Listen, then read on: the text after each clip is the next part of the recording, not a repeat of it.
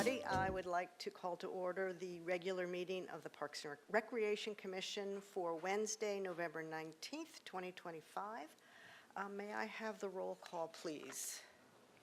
Chair McGill, Present. Vice Chair Lesnar-Buxton, Present. Commissioner Aldana, Commissioner Clark, Commissioner Nielsen, Here. Commissioner Price, Present. Commissioner Ramsey. Present. Okay, and do we have any changes to the agenda? Yes, Chair McGill and Commissioners, we have two tree items where the applicant asked for those items not to be considered. They are 3B4, which would be the 423 Flora Vista Drive, and 3D1, which is 1211 Plaza Del Monte. So you will not have a presentation on those today. Okay, great, thanks. And written public comment, we did not get any written public comment within the 24-hour time frame. There has been something distributed. Are you going to comment on that when we get to that tree item? Yeah, Chair McGill and Commissioners, we have a communication from Commissioner Clark to be considered during the tree discussion items. Okay, great, thank you. And then that takes us to public comment, and that is any member of the public may address the commission for up to 2 minutes on any subject within the jurisdiction of the commission that is not scheduled for a public discussion before the commission. The total amount of time for public comment will be 15 minutes. Those of you who have submitted a slip for agenda items will take them when we get to that agenda item. And I do not have any speaker slips for public comment. Is there anybody online? Chair McGill, there are 2 people online. Anyone online wishing to speak during public comment may use the raise their hand feature, and I will call on you to unmute you. There are no hands raised. Okay, great. Thank you very much.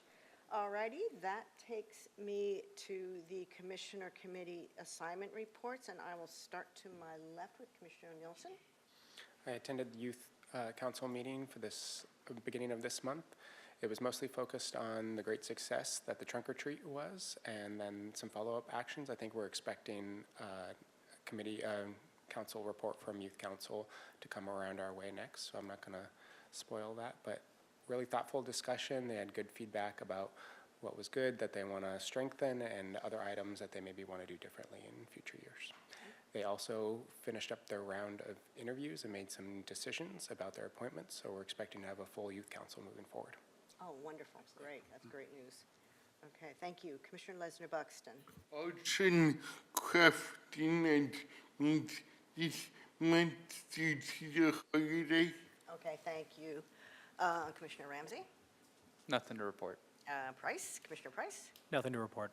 All right, and the Park Foundation meeting was postponed until December this month, and I did attend the awards banquet, but I know that will come up during the director's report, except I do know there's some congratulations to be made.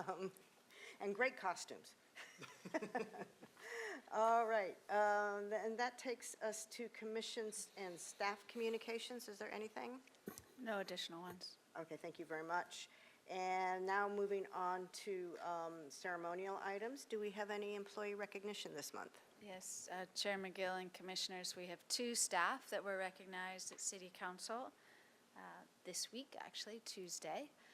Jasmine LeBlanc, who's our Assistant Parks and Recreation Director, was recognized for 5 years of service. So it does in 5-year increments, so she had her first 5 years. And one of the things I brought up in our management meeting is, where were we 5 years ago? In the thick of a pandemic.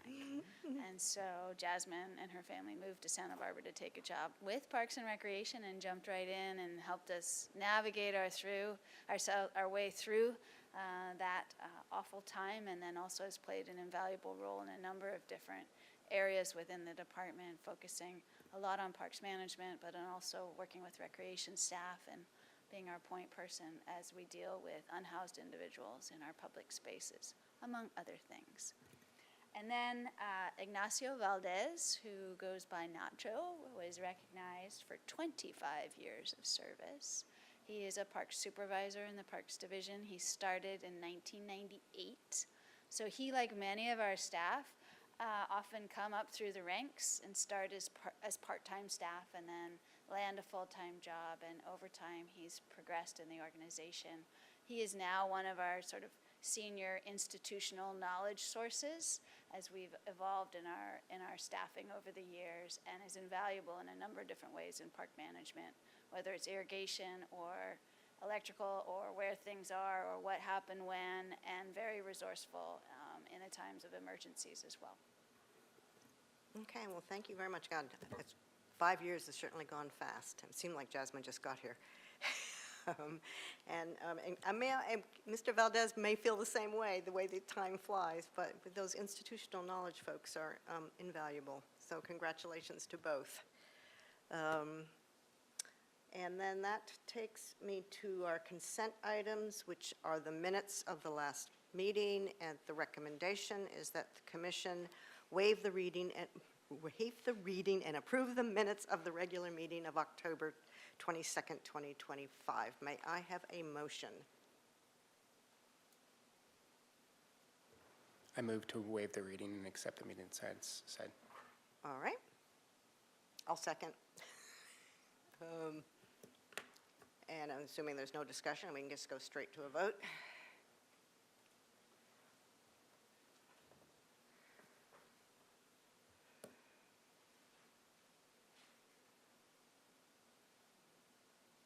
Is somebody not locked? Nope, we all looked locked. And he's not here.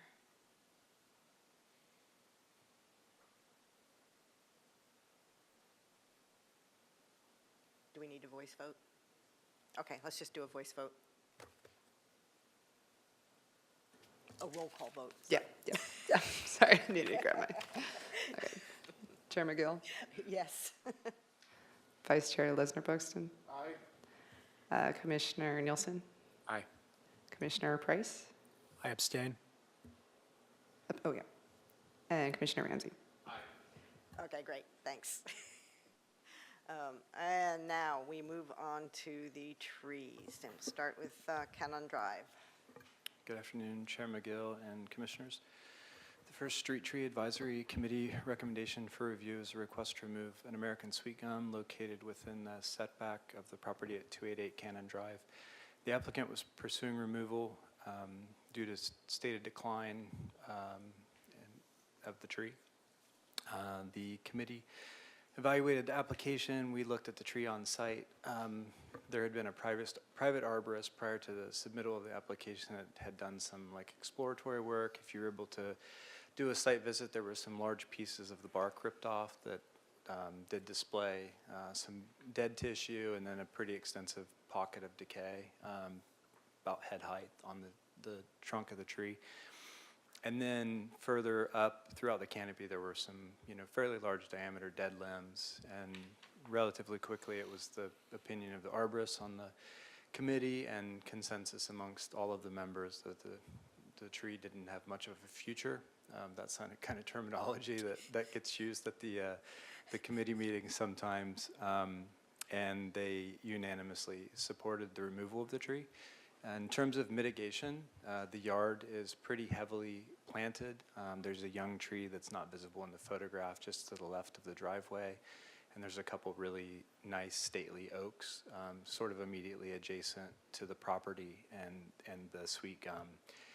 And given the small space and the fact that it would go essentially directly right back where the existing tree was, the committee concluded that there really wasn't a need for a mitigation tree in this instance. And so after review, they made a recommendation the commission could approve the removal with no mitigation requirements, and could use the finding of the best good principles of good forest management, I think, as the finding. Okay, great. Thank you very much, Mr. Slack. Does anybody have any questions? Yeah, I do not. I mean, the decay seemed pretty self-evident. I mean, it seemed pretty evident, and it is a well-forested neighborhood. If there are no questions, I will just go straight to public comment. There are no speaker slips for this tree. Do we have anybody online? Anyone who would like to speak on this item, please raise your hand in the Zoom control panel. There are no hands raised. Okay, great, thank you very much. All right, so I will open it up for discussion or a motion as appropriate.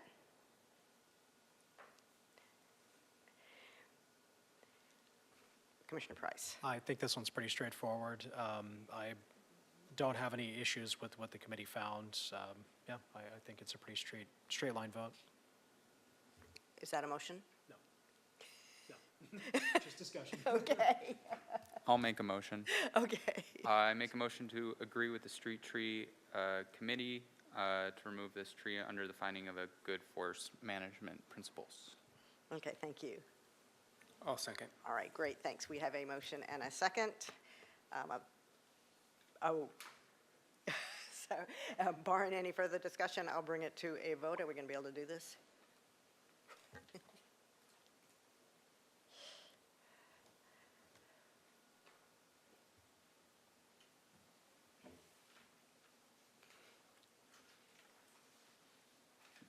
All right, thank you very much. And the motion passes. And that brings us to 194 Cannon Drive. Chair McGill, Commissioners, the next item for review is the request to remove a New Zealand Christmas tree. This is also located within the setback of the property at 194 Cannon Drive. There were a couple reasons listed on the application for removal.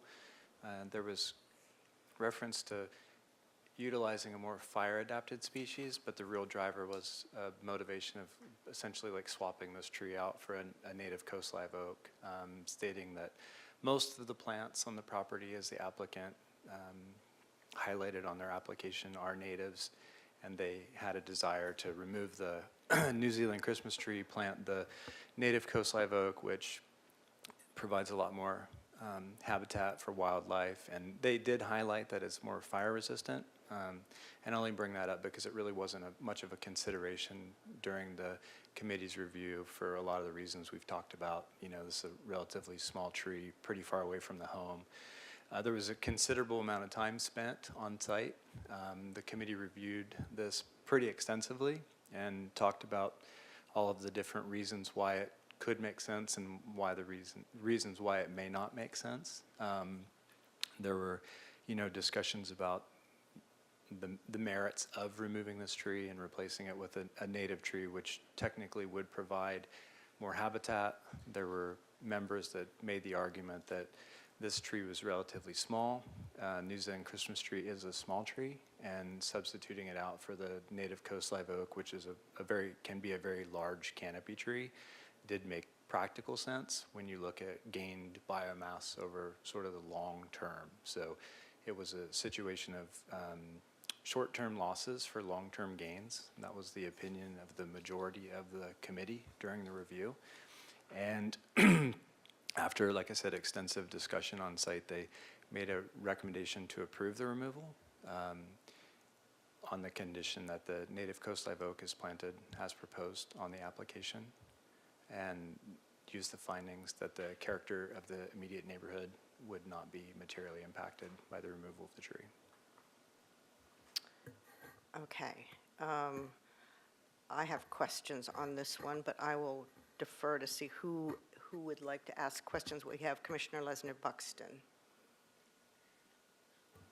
Thank you, Mr. Shag, forgive my ignorance with why on native trees better than non-native trees. And my other question is, could it be possible that the tree's roots continue growing even if you cut it down?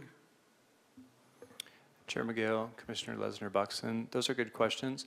So in terms of tree roots growing, if you were just to remove a tree, typically you would stump grind it. So you get rid of most of, like, we call it like the bulb, but you get rid of all of the trunk and all of the primary roots. And most species, you don't have a lot of issues associated with that. There would certainly be roots in the soil that would decompose and decay over time.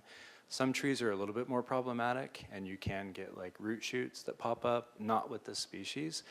And then I think, you know, objectively, the native trees support native insects and birds and other critters on a higher level than some non-native species, but that doesn't mean that non-native species aren't of value. I would point out the lemon bottlebrush, which is a pretty junky little tree, but it's just teeming with wildlife and birds love it, you know, and it's a good example of a non-native tree that provides like immense amounts of habitat. I'm not the best person to speak on it, but the coast live oak is sort of like a keystone species. You know, I think we heard from one of the Botanic Garden staff when we were discussing the stone pines and looking at using the coast live oak, that it supports like something like hundreds of species of moths alone, and then that provides food for local birds and, you know, sort of on and on. So I think that tends to be the major argument when you look at the value of, say, a native tree or plant versus a non-native one, and its ability to support, you know, the local wildlife community. Thank you. Thank you. Commissioner Price. Thank you very much. So I did see that the committee recommended 3-1. Can you talk a little bit about what the one against, where their mind was? Chair McGill, Commissioner Price. So I think there was concern to some extent about precedent, but we've talked about that before, and every application is different and unique. We also talked about the item the previous month, which involved a comprehensive landscape update over on, I think the address was on Castillo, where 14 cypress were removed, and the rationale there was, you know, not tremendously different than this rationale, and we talked about the similarities between that review and this review in terms of, you know, taking trees out to sort of do an update to the landscape. Interestingly enough, one of the people that supported that motion pretty heavily last month was the one that kind of was the dissenter this time. I think objectively you can make really strong arguments for the retention of this tree, and you can also make arguments for, you know, supporting the removal of the tree and planting a new tree. And in this specific instance, in this application, that person felt that there was really no substantial rationale to support the removal of the New Zealand Christmas tree at this property. Thank you very much. So I'm going to, when I read this one, and this is kind of on the, this is sort of question/comment, I guess. But, I mean, I put a great big question mark next to it when I read this one, and then when I went and looked at it. And it really, I'm thinking back over all the applications that certainly I have been a part of over the years, and it's a very, unless a tree is a known, or I'm going to call it a bad actor, it's unusual for us to approve the removal of healthy trees, basically because we don't like them and want to put something else in. And certainly, you know, in my experience, I don't think I've seen the New Zealand Christmas tree being considered a bad actor. Is that a correct statement? I mean, it's used as a street tree. Yeah, Chair McGill, Commissioners, we use it pretty extensively as a street tree. Yeah. I think you don't see it a lot on private property, so I think it's not something that we've seen, but it's certainly, you know, it's a relatively small canopy tree, and it is pretty problem-free, I think, from that perspective. Yeah, and it just struck me that, I mean, I guess it gets to the conversation that we just had, which was the issue of precedent of removing a tree, a healthy, nice tree for aesthetics. It's not something we have normally approved, and it's interesting, and now I'm definitely veering into comment. I don't see the comparison to Castillo. And the reason I'm going to say that is, and it is very fresh in my mind, those cypress on Castillo were right up against the building, and in some cases partially kind of blocking and impeding balconies and windows, where this is, you know, well front. I mean, it seems like kind of an apples and oranges comparison to me. But that is a comment. So I should defer and see if there are any other questions. Would you like to comment on my comment? Chair McGill and Commissioners, no comment. Okay, thank you. And I'm not seeing any other questions, so, and I do not have any slips for this. Is there anybody in the public online? Anyone who would like to speak on this item, please raise your hand in the Zoom control panel. No hands raised. Okay. Now, and I'm not sure what we do with Nicole's letter here. It came in way after the fact, and she is a commissioner, but I think she's basically, having just skimmed it, it looks as though she's concerned about precedent as well.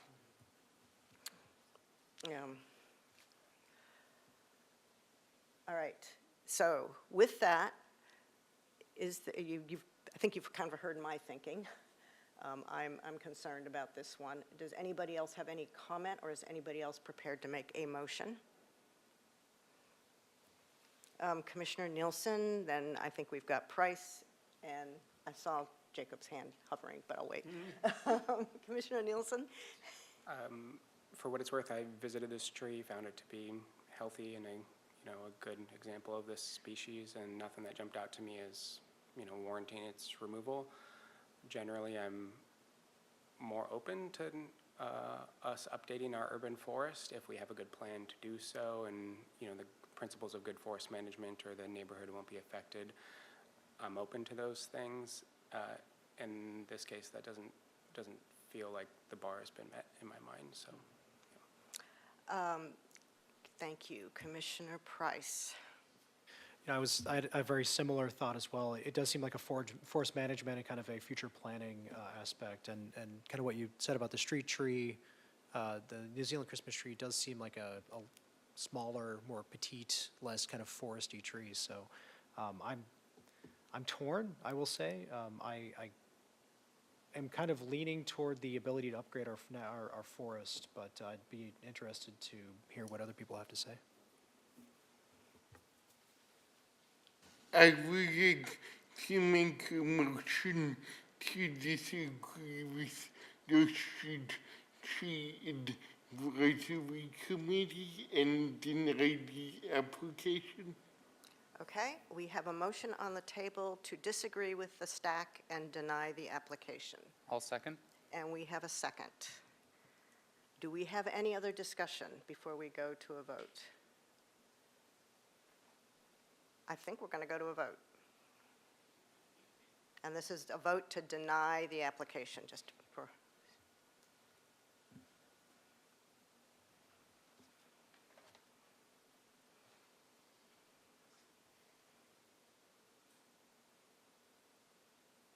Okay, we have a 4-1. Thank you very much. And that takes us to, I think we're on Bath Street, aren't we? Mm-hmm.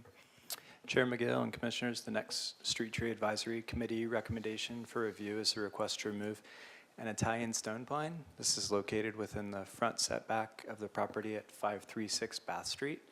The applicant listed, there were several reasons listed on the application for removal, and they all kind of revolved around property damage. There was reference to walkways being damaged, the wall being damaged in multiple locations, the sidewalk also being impacted, the neighboring adjacent driveway being impacted, and then also some evidence provided of possible foundation damage that was associated with the tree. The applicant has pursued removal of the tree on a couple different occasions. Some of the commission members have seen this tree before. I think when the committee was reviewing it in previous times, it's a pretty significant tree at a pretty kind of critical area of the intersection, and it has a really profound impact on the neighborhood.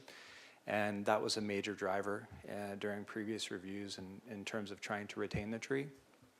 In this specific instance, specifically on site, it was apparent to the committee that the damage has just further increased, and the tree essentially has kind of crossed the reasonable threshold, and the impact to the property owner is significant enough that it sort of changed the review from previous iterations. Further, the applicant had a pretty extensive arborist report provided as well that kind of documented the damage, did associate all or almost all of the damage with the stone pine, which we've kind of talked about in great detail as a species, and also highlighted that even if you were to try to mitigate the damage or make the repairs necessary, that it would be detrimental loss to the root system given the extensive nature of the disruptions surrounding the tree.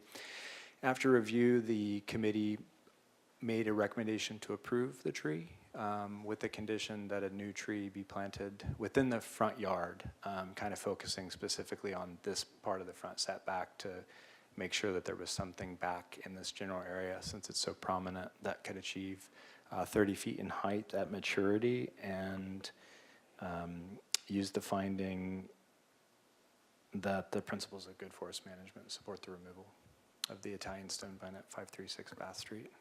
Okay, thank you very much, Mr. Slot. Does anybody have any questions?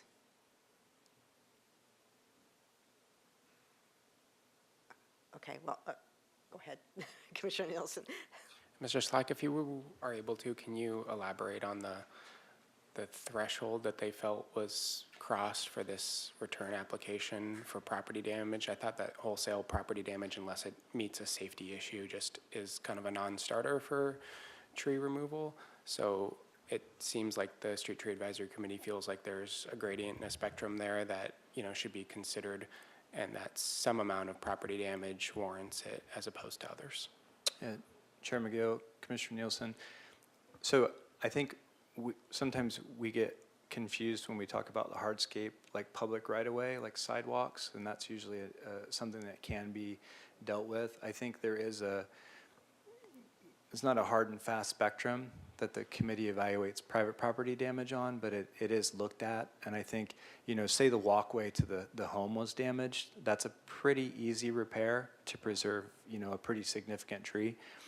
But when you look at, the walls damaged on 3 sides, it's, starting to fall over on 2 sides, there's pretty conclusive evidence, and that was the opinion of the committee, that the foundation's impacted, primarily due to tree roots, and then the adjacent property owner's driveway, the damage is subtle, but it's present and visible without, to the naked eye. So I think it definitely rose to that level, and I think it's sort of like the last application, it's a case-by-case basis, and I would say if the damage is pretty minimal and it's pretty easy to manage and mitigate that, then you would see the committee, veer towards probably denying an application. But this is just really significant amount of work that the homeowner's going to have to undertake in order to fix these things, and also fixing these things is likely to be detrimental to the tree's health long term. So Do we just, have an approximation of the age of this tree? Chair McGill, Commissioner Nielsen, that's a good question. I'm not sure. The applicant's present. She may have a better idea. And without sort of photo documentation, it's really tough for me to say. It's definitely, older than 30 years. so just as a follow-up, when you talk about foundation damage and then there were the photos, you're talking about the house foundation? Yeah, okay. I think that basically kind of addressed my question, which was what's changed. And I guess, I'm going to ask, before I go, I'm going to ask this question now before I call the applicant up. And this is more in this, because I was on this commission that's looked at this tree before, along with Commissioner Lesnar Buxton, so I'm, part of this process. So in the spirit, I'm really asking this in the spirit of kind of learning and continuous improvement, and did we make a mistake before, or have things just evolved to the point where a different decision is warranted and being recommended? Chair McGill, Commissioners, I think that the committee, having been out there with them on the other reviews, they certainly struggled with the significance of the tree. And I think that definitely nudged them towards retention, even though there were certainly issues present previously. And I think that, you could look back and say maybe it was more proactive to address it in 2022 when the last application came forward.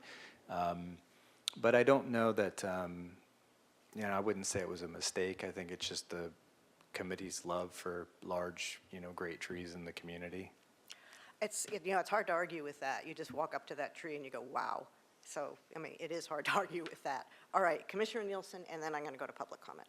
Mr. Slack, for homes of this scale, properties of this scale, and front yards of this scale, do we see any scenario where Italian stone pines aren't going to result in this type of outcome, across the board, given enough time? Chair McGill, Commissioner Nielsen, I think that it's a tree that needs a lot of space, and I think that more times than not, you're going to probably see similar, if not more significant damage by having a stone pine in a small space like this. And have you seen mediation or mitigation efforts for, instead of building a wall on top of the roots, building an elevated fence or other types of things to form our built environment around these very significant trees that we've used in the past? Chair McGill, Commissioner Nielsen, not directly in terms of like a private tree. I think that when you look at that, sometimes those things are doable. Sometimes they're a Band-Aid for future disruptions. In a lot of like the engineering of those situations are definitely like a case-by-case basis. And I think too, there becomes sort of a monetary threshold that's acceptable in terms of like when you look at tree retention versus, having to do extensive engineering. I wish I knew the number. We did like a peer and grade thing at the downtown library over the grouping of historic eucalyptus that are in the main courtyard area, and it set them back like 4 or 5 months and cost them a huge amount of money. So a lot of those times I think those strategies, while it could be employed, are monetarily difficult to expect a homeowner to have to undertake. And lastly, can you provide a couple example species that you think would reach the 30 feet height that would be appropriate for that location, just as a context for us? And Chair McGill, Commissioner Nielsen, I had a quick conversation with the applicant. We were talking about jacaranda. They're a big fan of that tree. That's a perfect tree for that area. It can easily grow to that size. There's a ton of them in the neighborhood. There's some as street trees on Bath. It's one of the official city trees. So I think that that's the applicant's intent, is to replace it with a jacaranda, which would be, a perfect choice for that space. Thank you, Mr. Slack. Okay, thank you very much. With that, I'm going to go to public comment. We have one speaker slip, and it's Rhonda Wheatley. And I assume you've done this before. Yes, I thought so. So if you come up and once, I think the technology's changed since you were here last, but basically a large clock will count down your 2 minutes. Oh, I don't even know if I have that much to say. To tell you the truth, it is a beautiful tree, and it makes me kind of sick inside to think about cutting it down. It's gorgeous. But I'm really more worried about my house and the fact that my house may not be there very long if I continue to let it damage the foundation especially. I think I've done everything I can. Bill Spiewak, I hope that's how you pronounce it, gave the report. I don't know how familiar you are with it, but because the last time we had this discussion, it was suggested that perhaps I cut the roots, and I'm told by more than one person, including Bill, that is not a good option because of the safety of the tree, especially, I don't know if all the rain has anything to do with it, but I'm afraid that if I cut all the roots, then the tree won't be stable. So I think that's really all I have to say. Okay, Thank you. thank you very much. And I can appreciate that this must not be an easy application for you to make with that tree. Yeah. All right. Is there any other discussion? And if there is no other discussion, is anybody prepared to make a motion? Commissioner Price. I would like to discuss. I'm inclined to agree with the committee to approve removal, but this is not a motion. But I am interested to know a little bit more about the different types of trees. I do like the fact that there's biomass replacement. I do like that that we're specifying 30 feet in height. I'm inclined to agree with this application.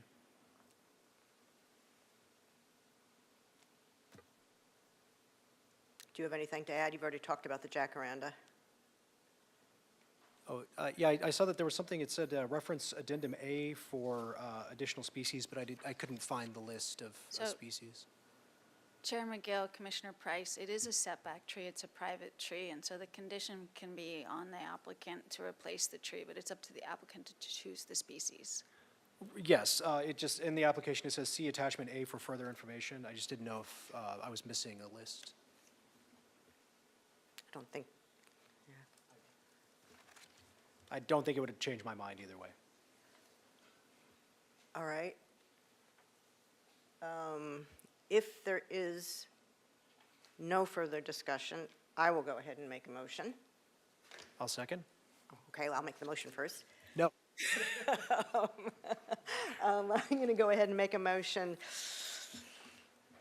with heavy heart to approve the Street Tree Committee recommendation to approve the removal of the stone pine at 536 Bath Street on the condition that the applicant plant a new canopy tree that can achieve 30 feet of height at maturity. And do you second? Do you want to specify the fruit tree or just at No, 30 feet no, of I'll tree? do the Okay, 30 feet, yeah. Then I'll second. Yeah.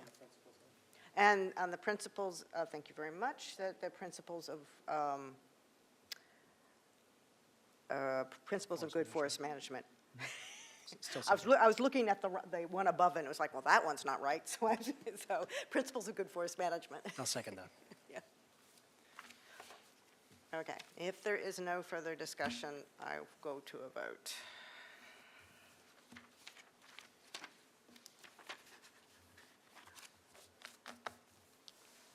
All right, we have a unanimous decision.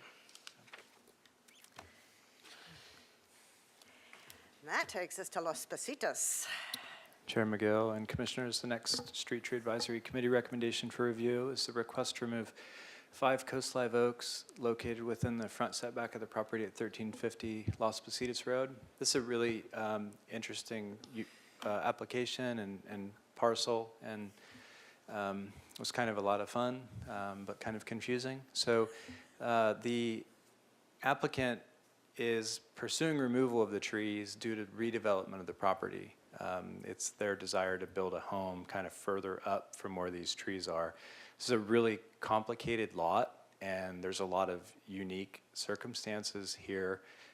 One of those is a wetland, so there's an actual real wetland sort of just to the north of where the subject trees are.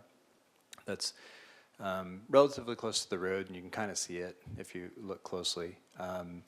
And the structure would be like further upslope, kind of away from that, but there's all these interesting planning requirements, and a lot of those have to do with stormwater management and where does that water go. And the water that is going to be where the structure is cannot go near the wetland, so it has to be diverted, and the diversion is pushing it towards where these 5 trees will be. And there's a lot of sort of like detention basin type systems that are being put in to handle all of the stormwater. It's the applicant's desire to retain the 5 trees, but they also don't want to get halfway through construction, find out that they've crossed the reasonable threshold in terms of like safety with like impact to the root zone, and then have to come back and pursue removal of a tree or up to these 5 trees where the stormwater mitigation is going. So they've submitted the application in advance with the intent on retention of the trees, but kind of getting advanced approval so that if they do run into problems as part of the construction, that they then could reach out to us and obtain a permit for the removal of up to 5 of these trees that were marked within the setback of the property. On the application, they proposed a 5-to-1 mitigation ratio. So in a couple areas throughout the city, there's like the Hillside Design District, and then there's other city planning standards that have to do with oak woodland habitats that require trees that are removed to be replaced at a higher replacement ratio than what we typically see within the setback, which tends to just be a 1-to-1 ratio. The committee reviewed the application. We heard some really good, valuable insight into some of the challenges on site from the applicant. We looked at the trees on site with the applicant. It was relatively quick consensus that it was a reasonable and practical development of the property. And I think the committee was enthused by the applicant's desire to retain the trees. And then in terms of mitigation, despite our standard 1-to-1, they kind of looked at the area and the potential impact of they're fairly large canopy, old oak trees that are there. And despite our standard 1-to-1 replacement ratio, they were actually supportive of just going forward with the applicant's proposal to do a 5-to-1 replacement ratio. And that's in the event that a tree does require removal. And so after review and discussion, the committee made a recommendation to approve the application on the condition that if an oak tree is removed, it's replaced at a 5-to-1 replacement ratio, and that the principles or a reasonable and practical development of the property could be used as a finding to support the application. Okay, thanks very much, Mr. Slack. Does anybody have any questions? I've got a couple clarity questions. One, I think I'm quite sure I understand this, but just for the avoidance of doubt, there's up 0 to 5 tree removals that will actually happen, and for every tree removal that happens, 5 would be planted. So there are 0 to 25 potential trees planted. And Chair McGill, that's correct. Okay. And then given the 5-to-1 mitigation, would they all need to be set back? Because that's, or could they be spread throughout? Say there were 25 and not 5, could they be spread throughout the parcel? Chair McGill and Commissioners, I believe to some extent that would be up to the commission if they wanted to clarify in the condition. That wasn't part of the committee's recommendation. I think it is the applicant's desire to have a pretty dense amount of canopy cover in that area, so I think they may welcome that clarification. I know that due to development of the property that there's going to be other mitigation trees planted that are well outside of the setback, but are just part of the process. So it may be that conditioning them back in the setback makes sense. And you would consider that there's space for that? It's really... Chair McGill and Commissioners, I believe so. Okay. You're good? Okay, Commissioner Price. Yes, so looking at the, just from my own understanding of which ones we're talking about, on page 16 of the arborist report, there's a map of the trees. Are you able to see that, first of all? And then secondly, I believe they're numbered, to point out which ones we're talking about? Do you need a copy? Chair McGill, Commissioners, I would have to dig through my packet right now. They were pretty clearly marked on the application, and then each of them had a removal notification stapled to them with blue ribbon. So I think, if you're able to make a site visit, they were pretty easy to identify on site and in the site plan, but I don't have it here, so it would take me several minutes of panicked looking to try to find the answer to that. Understood, thank you. Come again? I'll tell you what, when you come up and you've given a speak, and then when you come up, we can just, you can have your 2 minutes, and then you can answer questions from us, and that'll take care of it. Perfect, thank you. Thanks. Yeah, and I have the advantage of basically living in that neighborhood, so I know it well, so I know the parcel. All right, I think if there are no other questions, I will go ahead and go to public comment, and we have Mr. Garcia, come up. Formally, you have 2 minutes, and then we will open it up since you will have questions, obviously. Go. Good afternoon. Thank you so much for being here. As Nathan stated, the site is very complicated. We started our design process 7 years ago, 2018. Before we found out we actually had a wetland.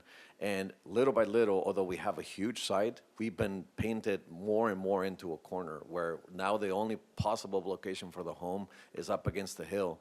The city has asked us to provide a turnaround, now a water retention system. I mean, at this point, you couldn't fit a needle if you wanted to on the site. We are replacing 70 of a total of 70 trees in a location that is designated by our arborist. So we do have a plan to replacing those trees regardless. However, because we are supposed to dig down 2 feet in the area of where this water retention basin is going to go, we really have, I'm not a tree expert, but from what I've heard, that's pretty deep for these kinds of trees, for the critical root zone. We also don't want to weaken them because they're already leaning, substantially. We lost 4 trees in the last 2 years, and we just don't want to hurt ourselves or, have a tree fall on us. My intention from the beginning has always been to retain all of these trees. I don't want to give you guys the wrong impression. It's just that because of the restrictions, basically force you to remove, not remove them, but build all this water retention. We have no other choice. Originally, I had specified a mechanical system, an actual water tank to hold the rainwater and then use it for irrigation. But the city of Santa Barbara doesn't like mechanical systems. They prefer natural basins. So we also cannot use the wetland. So I don't know what to do at this point.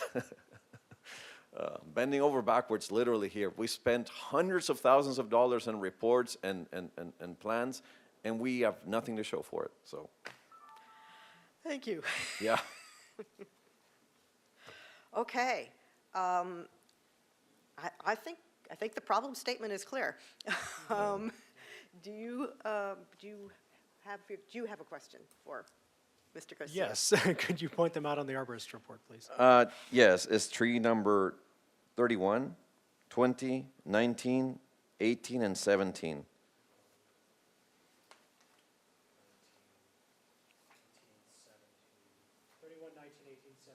Correct. Yeah. 4 and we're requesting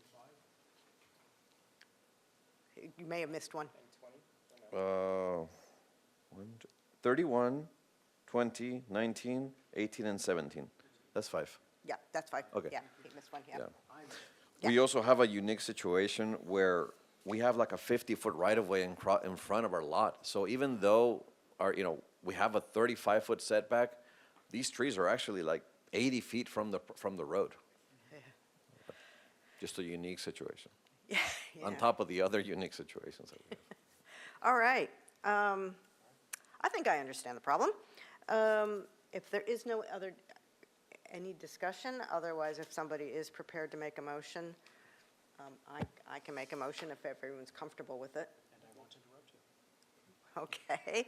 I'm going to go ahead and make a motion that we approve the request to remove up to 5 Coast Live Oaks at 1350 Las Positas Road, with the condition that for each tree that is removed, 5 trees are planted, and as far as possible, they are placed in the setback. Can I comment that? I'll second. Yeah, technically, no, but I will Right. go ahead and, Lem- given the yeah. complexity of this, I'll go ahead and allow that. Yeah, so the only space that we have in the setback that is not either a wetland, if you're able to look at the site plan, Okay, yeah, this last site plan, it shows the entire setback and, I'm sorry, the wetland and the required setback. So all of our frontage is literally wetland. We're not able to touch that. The only other space that is left is where we're putting that water retention. And I'm not a tree expert, but if they can survive on 2 feet of gravel, that's where they would have to be planted if we put them in the setback. okay, can I revise my motion?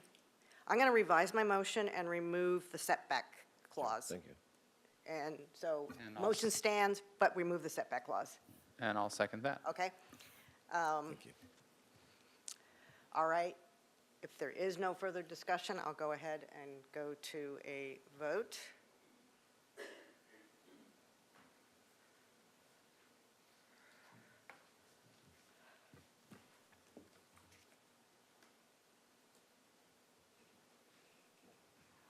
All right, the motion passes.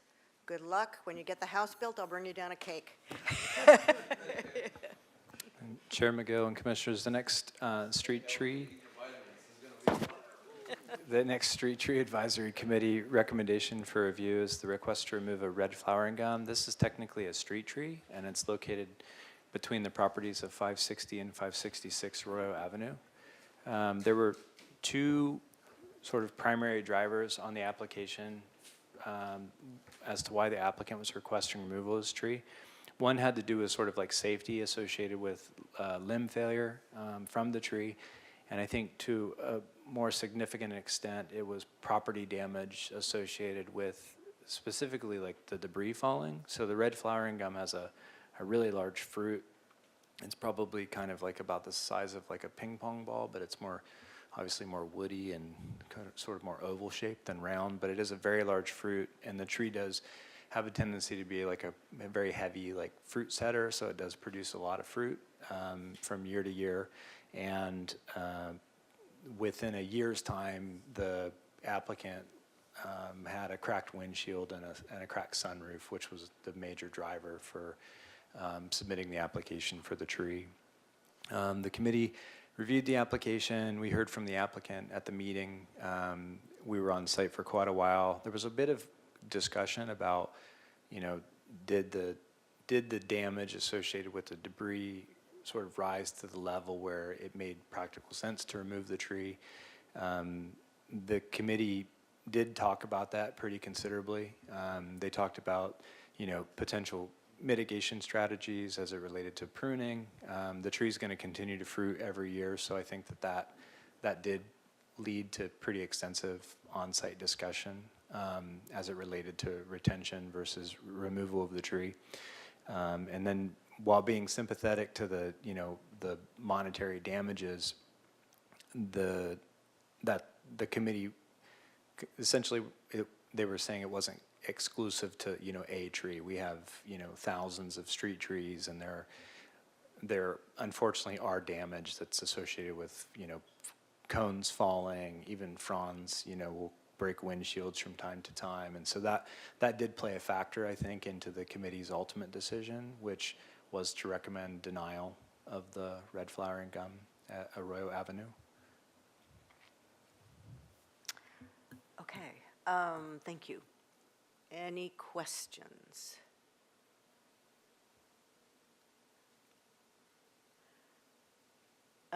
Okay, and this is a clarification.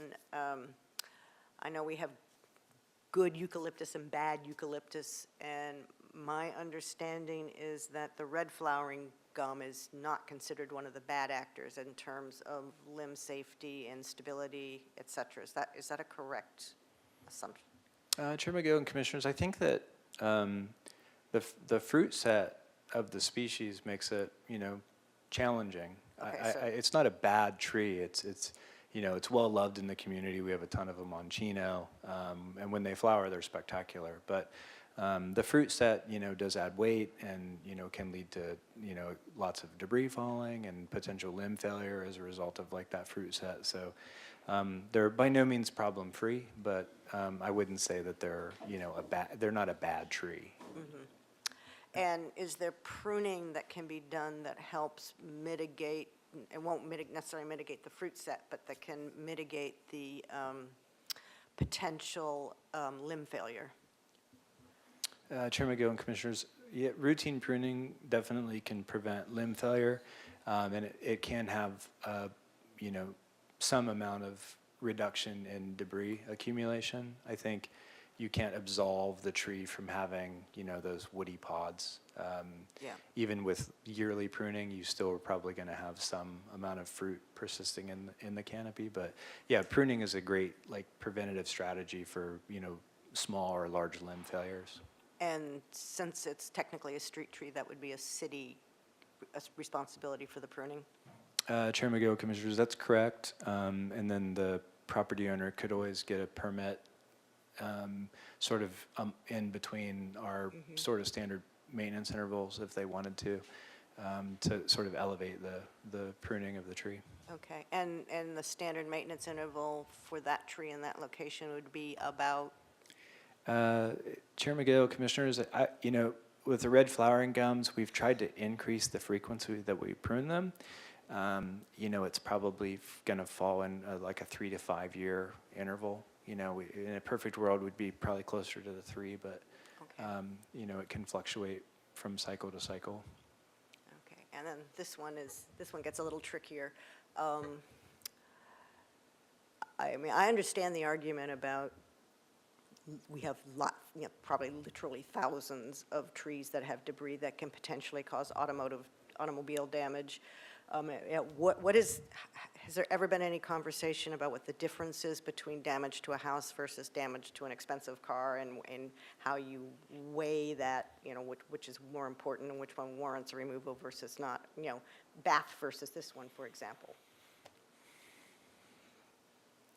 Chair McGill, Commissioners, that's kind of a difficult question to answer. We typically don't, I guess in the context of the committee and the commission, we don't see a lot of applications for property damage that's associated directly to a street tree. We tend to see sometimes driveway aprons or sidewalks, which typically will fall under like city responsibility because public infrastructure is damaging either public or private infrastructure.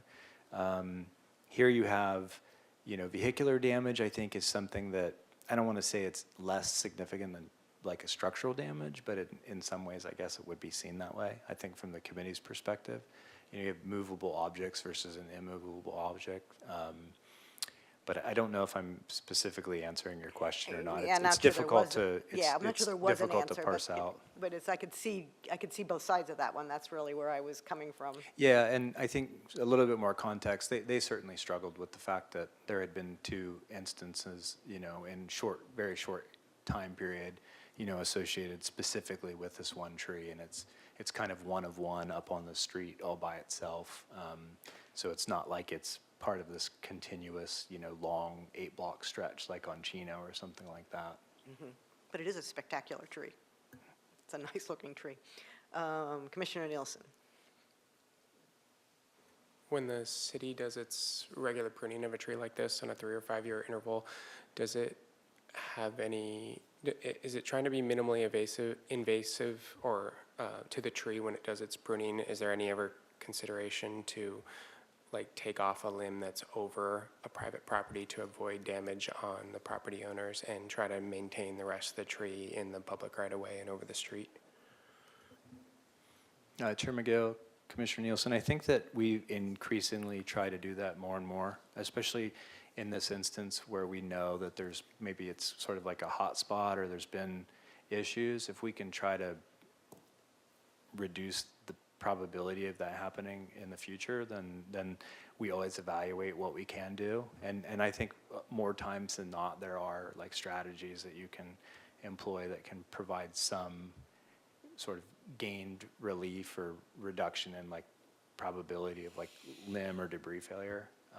And I think we're trying to do that increasingly more citywide. Do you see any opportunity to do that on this particular tree without damaging the symmetry or structure of the tree? Chair McGill and Commissioner Nielsen, when we were on site, and I've since talked to the applicant about it, I was trying not to get into specific details about it, but we do see options here that can probably provide pretty significant relief, I think, on the backside of the tree while still preserving, the overall character of the tree and, not really changing its overall appearance, but could provide pretty significant relief, I think, on the backside, specifically over the driveway sections. Okay, thank you. That's helpful. Commissioner Ramsey. Yeah, Mr. Slack, how long is the fruiting period of the red gum? Is this something that could be avoided by, moving your car for a month, or is it 6 months? Chair McGill, Commissioner Ramsey, it's a really good question. They persist for a really long time. I think I don't know the duration. I would say it would be a hardship to not be able to use your driveway during the fruiting cycle because they flower for a prolonged period of time and then they hang and persist on the tree for a considerable amount of time too. So I bet we're well outside of, a few months. Okay. With that, I think we've pretty well cleared the decks, and I do not have a speaker slip. Do we have anybody online? Yes, Chair McGill, we have Eric Anderson, who I believe is the applicant, their hands raised. Eric, when I call on you, please unmute yourself and then speak for a maximum of 2 minutes.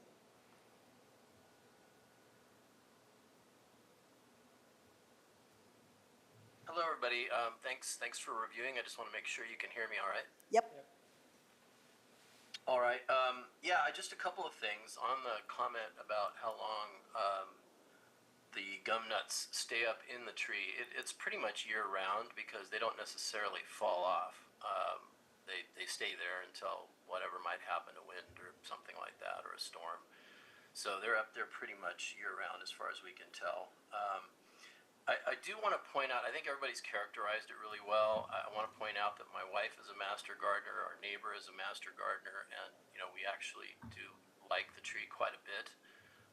I've personally watched it grow since 1968, so I just feel that it's gotten past its appropriate size. I think one thing that's interesting, if you look at an elevation of the street, is that all the trees have been planted actually at property lines, which was, I suppose, something done back in the day. And this tree was also planted at the property lines, or at our property lines, right between our properties.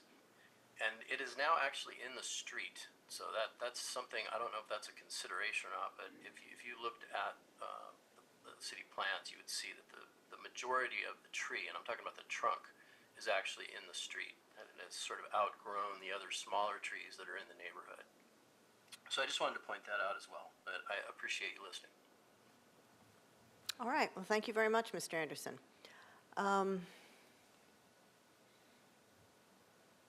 Yeah, I mean, it is a little peninsula of a tree. That's correct. It was, made it impossible to miss.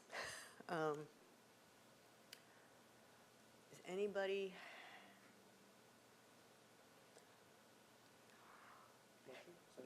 Yeah, motion or Commissioner Nielsen? I think because of the opportunity to potentially prune this tree and mitigate some of the impacts, I would like to move to accept the Street Tree Advisory Committee's recommendation and deny this application. All right, we have a motion. Yeah, I think the character of the immediate neighborhood would definitely be changed with the removal of this, so I'll second. Okay, we have a motion and a second. And if there is, I guess my only comment to this would be is that I would definitely request the Urban Forest Department to work as closely as possible with the applicants and the neighbors to, do as much mitigatory, is that a word? Mitigating pruning as possible to alleviate the nut damage. Yeah. And with that, I think we can go to a vote.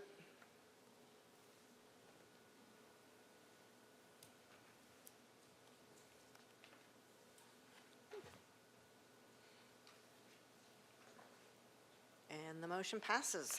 All right, thank you very much, and thank you, Mr. Slack. And that is the end of it, isn't it? Yeah. It is, yeah. All right.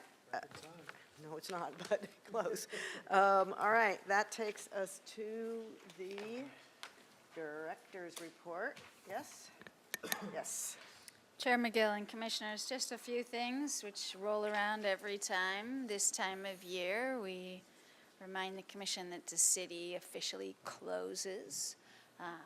Essentially, this year it'll be from Monday, December 22nd through Friday, January 2nd, but actually our first Monday in office will be Monday, January 5th. At that time, our recreation centers will be closed, admin will be closed. We have venues that are open for private events, and obviously all of our parks and beaches are open to the public like they are always open to the public, and our sports facilities people will be able to use. We have it's kind of a 50% park staff on during the holiday closure so that we make sure we're still keeping up with the basic maintenance tasks. And then if there are an emergency, we have a way of bringing everybody back in if necessary to respond to that.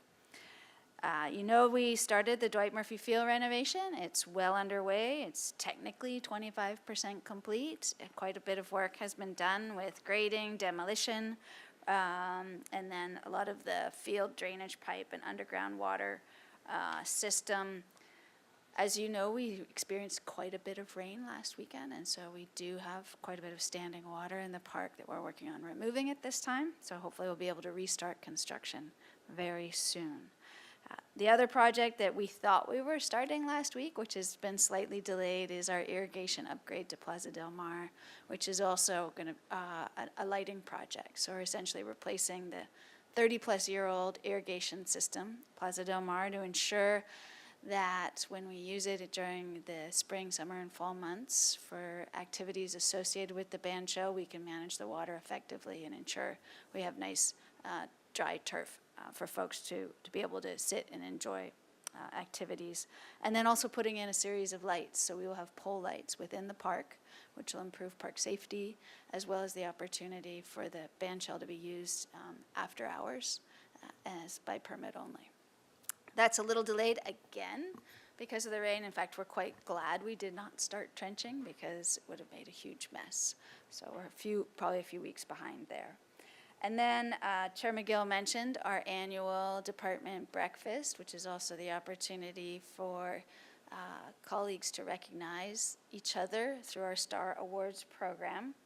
We've trended towards having this event on or near Halloween so that people have the opportunity to dress up in costume. And actually this year was a banner year for costumes, so we also had a costume contest, which helps motivate people to dress up. And your staff report talks about the employees that their peers awarded, including, Patty Herrera, who's the office specialist too. She primarily supports forestry, but also the Parks Division, received the Superior Service Award.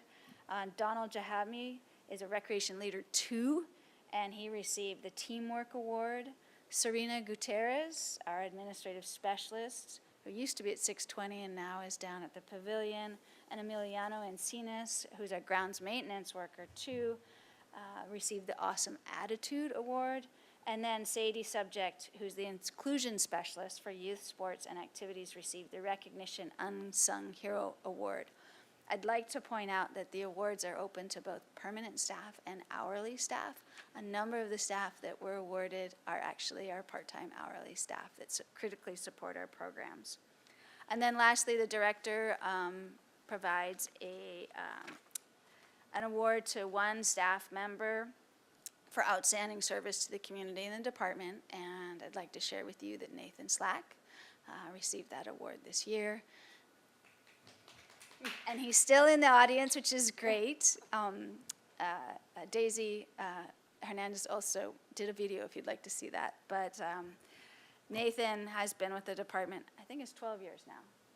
9, I can't. It's like who's 12, who's 9 years? And he started as a street tree superintendent. He moved into the urban forest superintendent role a number of years ago and has done a fantastic job leading the team and also, as the commission knows, leading the commission through our street tree and setback tree applications on a monthly basis, as well as coordinating and administering the street tree advisory committee. He is recognized throughout the city by his peers and other departments. People reach out to him for his expertise in horticulture and his ability to really navigate through difficult questions, particularly as they relate to street trees and public infrastructure, which are never easy discussions to have. So Nathan demonstrates to the rest of the department what we would consider excellent customer service for both our department, the city organization, and the community. Here, here. So, Commissioner Ramsey. Oh, well, congratulations, Nathan, and everyone else in this report. Super proud of everything this Parks Department's doing. I wanted to ask about Plaza Del Mar, because I've been walking by there, and it's been fenced off for weeks, so figure that's what it's about. But what I've been noticing is that the unhoused population is now going up into the hill and created encampments there. Is that something that park rangers look at? Chair McGill and Commissioner Ramsey, we're working with Santa Barbara City College on that. That's actually City College property. So one of the unfortunate aspects of doing this work is that we did have to close off a good portion of the park. It got closed early thinking we were starting the work, so now that it's been delayed, taking a fence down and putting it back up is not a great use of resources. But we've been meeting with and coordinating with City College regarding sort of unintended impacts associated with areas that get closed off for a temporary need. Great, thank you for the update. Commissioner Nilsson. Dwight Murphy Field as the example, but maybe more generally, what do you find the most effective way to keep the community apprised of all the work that's happening, the schedules, the timelines, the impacts? And then what feedback have we received on these projects from the community as they've gotten started and people have actually started to realize things are happening and there's a lot moving? Sure. It's actually, we do it a number of different ways. And on all of our web pages, people have the opportunity to sign up to get notifications as they come out, particularly as updates. We do it through our e-newsletter that goes out to anyone that subscribes to our e-newsletter. When and if there's a change in a project that we think will affect people, we actually post it on the project sign. So there's different ways that we reach out, and then some people reach out to us. Clearly, most people who live in the vicinity of where a park project is reach out the most frequently, or whether there's a regular park user. When it comes to Dwight Murphy, we have many different park users, and they were informed before, they get informed during. We try to keep them apprised when the park is going to be open, when we'll start scheduling, those sorts of things. So there's a bunch of different ways that we reach out to community members regarding the status of a project. It really depends on the project and what exactly is happening, particularly if it's going to impede someone's access to using the site. Often site signage is the most effective way because the folks that see that signage are the people that are actually using that space. Thank you. Okay, anyway, yeah, thank you. And again, congratulations to everybody who won the peer awards, and congratulations, Nathan, on your director's award, very well deserved. And I'm glad, even though you weren't there, you're at least here to get the thanks and congratulations from everyone. And I will say that if Slim Shady had entered the costume competition, she surely would have won. All right, I think we're ready to move on to the waterfront. Chair McGill and commissioners, we have staff from the Sustainability and Resilience Department that are going to do a presentation on their work to develop the waterfront adaptation plan, strategy, the latest name. Honorable Chair and members of the Commission, thank you for the opportunity to present in front of you today. My name is Timmy Bolton, Senior Climate Adaptation Analyst for the city, and then I am joined here by Melissa Hetrick, who is our Resilience Program Supervisor.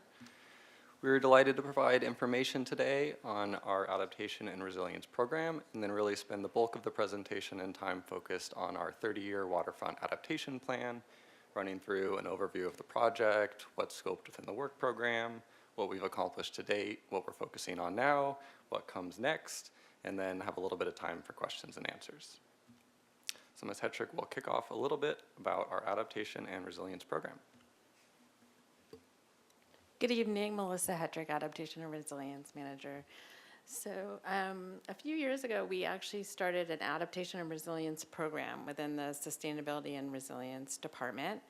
And really, we serve as the central hub to keep our community, to help prepare our community for current and future climate-related hazards. So not just sea level rise, but things like changing rainfall patterns where we're seeing increased flooding, changes in groundwater levels, changes in wildfire patterns.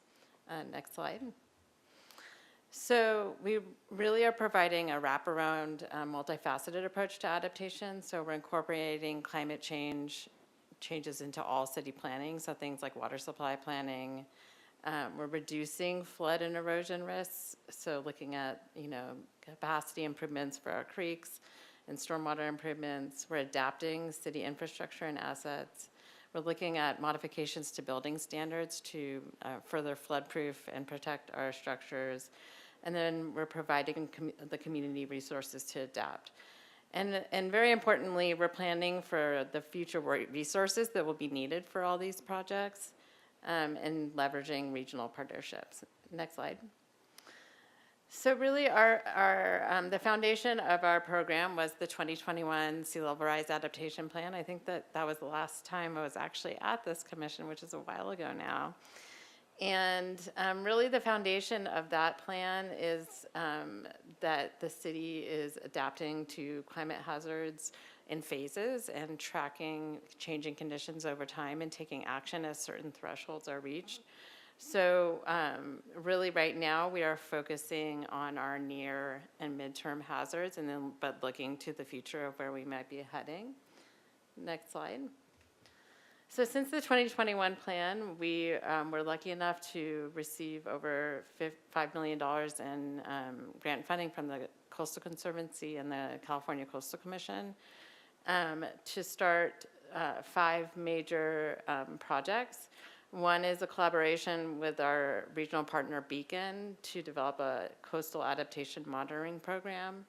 Another is adaptation of our wastewater and water systems, which is particularly prone to interruptions because of flooding. And a plan on that is being released December 9th. The 30-year waterfront adaptation plan that Mr. Bolton will talk about today.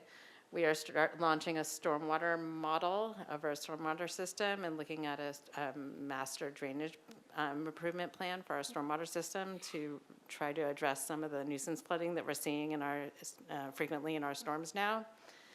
And then the airport is working on its own climate adaptation plan. So with that, I'll hand it over to Mr. Bolton. Thank you, Ms. Hetrick. So our 30-year waterfront adaptation plan, I'm delighted to present on that today for you. This is our grounding statement and our vision statement for this work effort, which is to develop a practical plan that prepares the Santa Barbara waterfront for increased storm surges, erosion, and flooding by providing solutions that preserve and enhance recreation, commerce, beach access, habitat, and critical infrastructure for the near term and future generations. The scope of this project is from Ledbetter to Bella Escuardo, the Clark Estate. As you in this room know, it's central to the Santa Barbara identity. It's a place that's well loved and cherished by all in our community, and it's a key economic driver for our community. It's full of extensive cherished resources. It's about a 3-mile stretch of coastline with well-managed parks and recreational area. There's a working harbor, there's commercial fishing, there's all sorts of uses and active space within this area.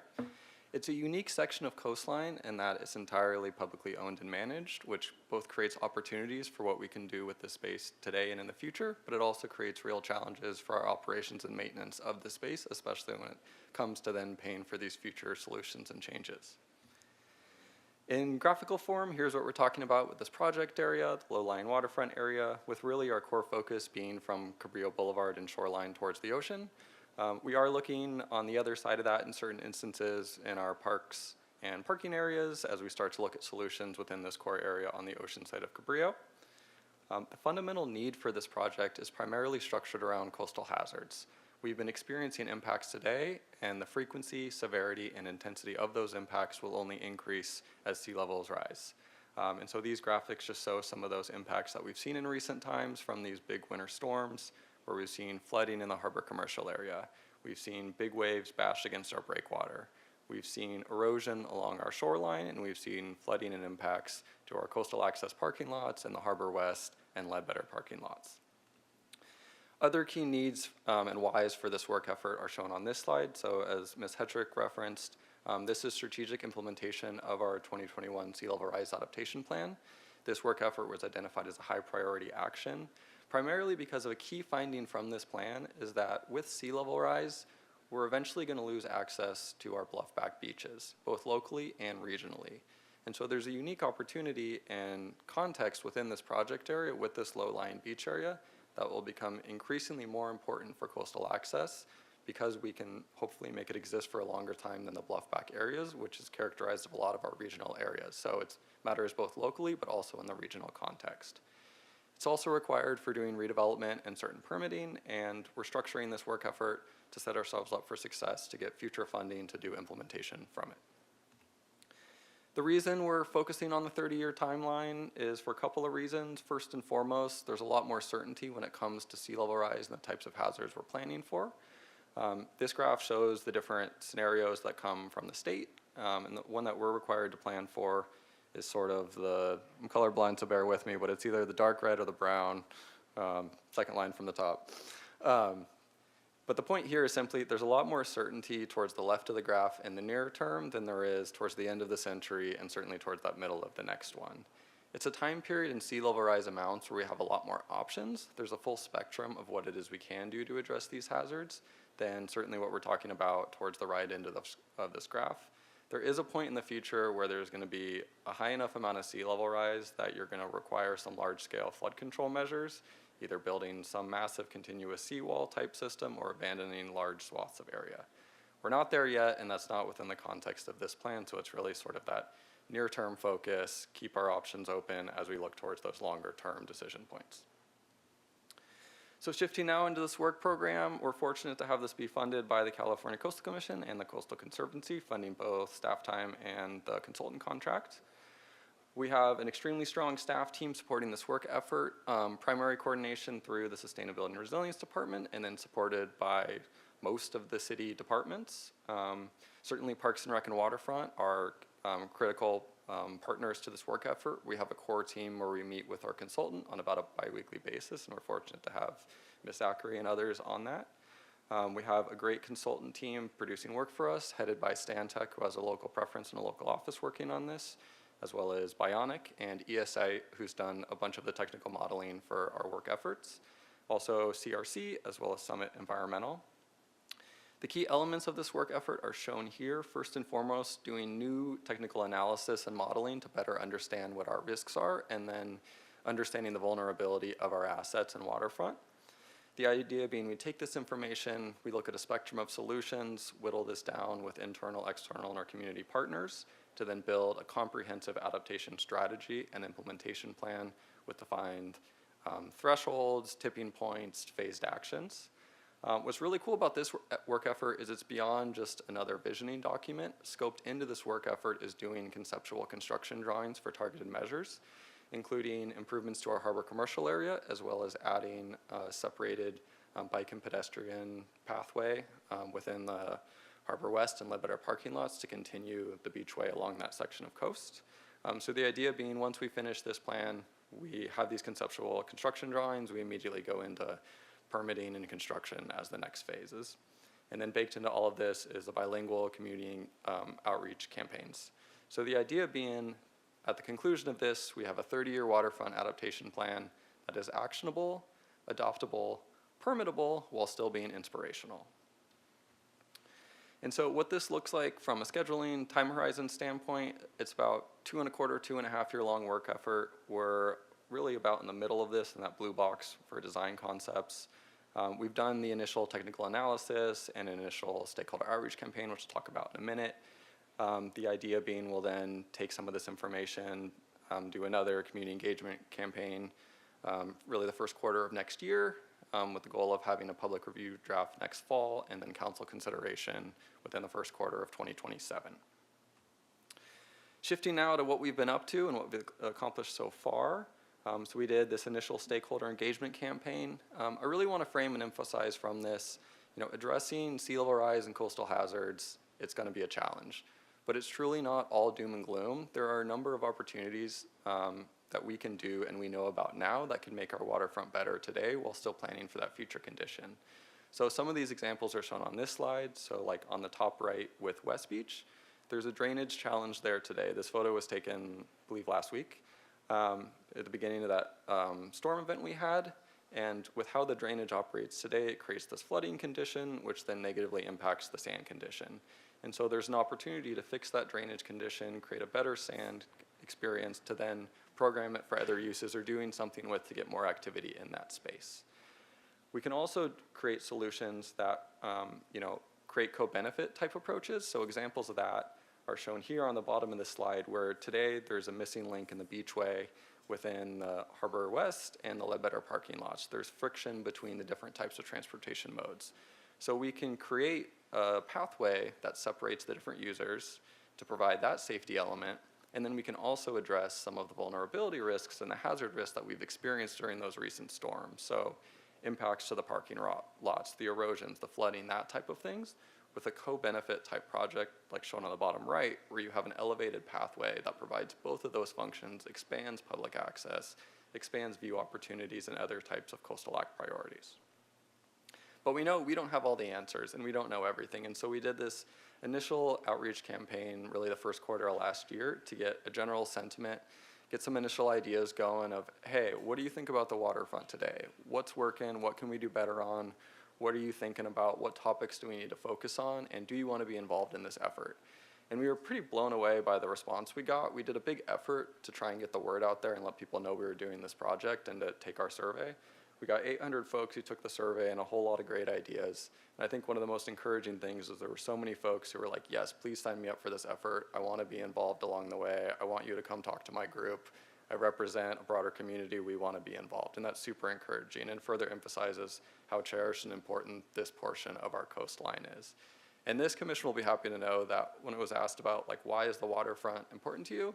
The most popular reason was something that related to recreation. It was walking, it was biking, it was ocean type activities, but it was core to all of this is for sure a recreational component, and that's something we want to carry through with these future solutions. In terms of what else we've been up to, so as I alluded to, we've done a whole bunch of technical assessment and modeling.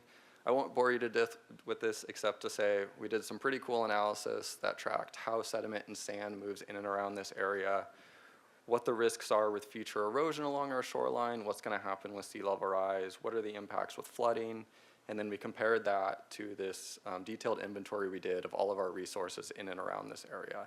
And we'll go into this more detail the next time we come back to your commission, but just as a bit of foreshadowing from this and our sort of key findings that we found, it's that first and foremost from a shoreline erosion standpoint, so where will the beach actually be in the future? There's a real challenge at East Beach. This photo on the right here was taken during the King Tide events just earlier this month. And as you'll see here, there's basically no sandy beach along sections of East Beach. It's right up to the ice plant. There was essentially no swell action during this time, so it was pretty flat. And even with that, we saw some amounts of sand that still ended up on the bike path. And it's not hard to imagine that if there were some waves going on at the same time, if we had a big coastal storm, that water and that sediment would be up and along the turf area and potentially hitting Cabrillo Boulevard, which is consistent with the modeling work we've been doing. So there's certainly a challenge in this space. As we start marching along the coast, though, there's a wide diversity in our risks. And West Beach is a much different scenario. It's a beach that, through our historic analysis, is fairly stable. It's an area where, from a shoreline erosion standpoint, is in a pretty good space long term. We expect to be able to retain sandy beach there for a long time in the future based on the dynamics that our harbor creates and how it traps sand. So that's an area that there's really an opportunity to sort of reposition and re-envision what we're doing with that space and sort of maximize that as a key area for sandy beach use and other recreational uses. Ledbetter is another space that provides a similar value. It's not quite as stable as West Beach is, but it's still historically a fairly stable beach, and we expect sand to be there for a longer period of time. So that's another space we're spending some time thinking about. How do we want to think about this space in the future in the context of sea level rise? Shifting to flooding and our asset analysis from that, sort of the first finding we had is that there's a tremendous amount of assets. It's kind of unreal when you start going through the exercise of putting a dot and doing a spreadsheet of all of our assets in and around the waterfront. There's a lot. And there's a lot of those assets that are at risk today. I mean, this photo shows from our December 2023 swell event, and that was when the Harbor West lot and Ledbetter parking lots totally flooded and effectively turned it into a beach from all the sand and sediment that ended in that parking lot.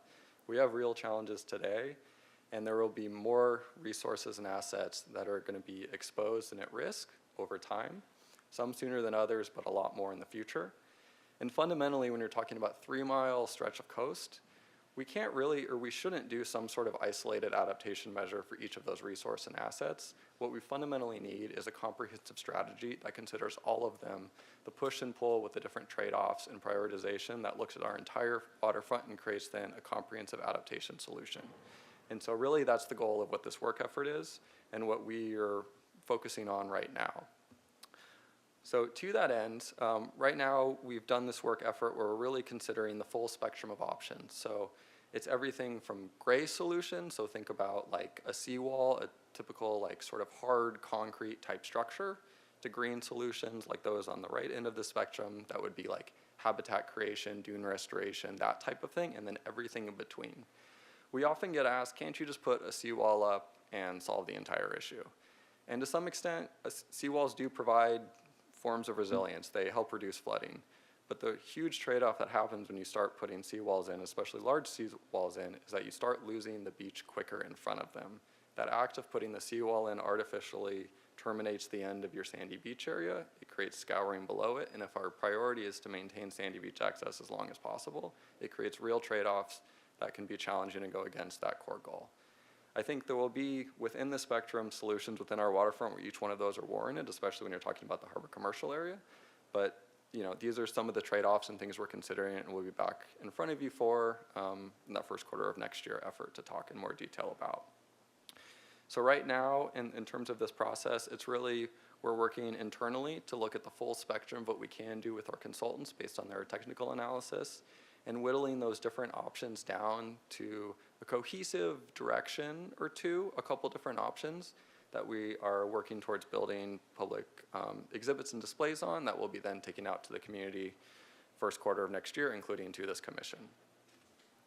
So in terms of next step, as I have alluded to, our next major step after we sort of finish this internal first sniff test towards this exercise is taking this out to our community to get input on the direction we're headed. Like, are these the right things to consider? Are these the right trade-offs? Are these the right scenarios? What did we miss? What do you want us to study in more detail? Those types of questions.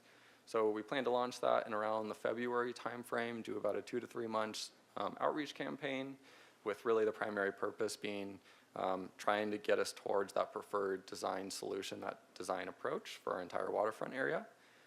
This outreach campaign will be the full spectrum, so everything from community open houses to targeted stakeholder meetings. There'll be an online component to this. There'll be some sort of interactive digital component, maybe a survey, not quite sure what that format will be yet. We're certainly going to do a big road show to go to a bunch of boards and commissions, including this one. We'll do cool community events. We have these awesome interactive exhibits that you'll see out in the community.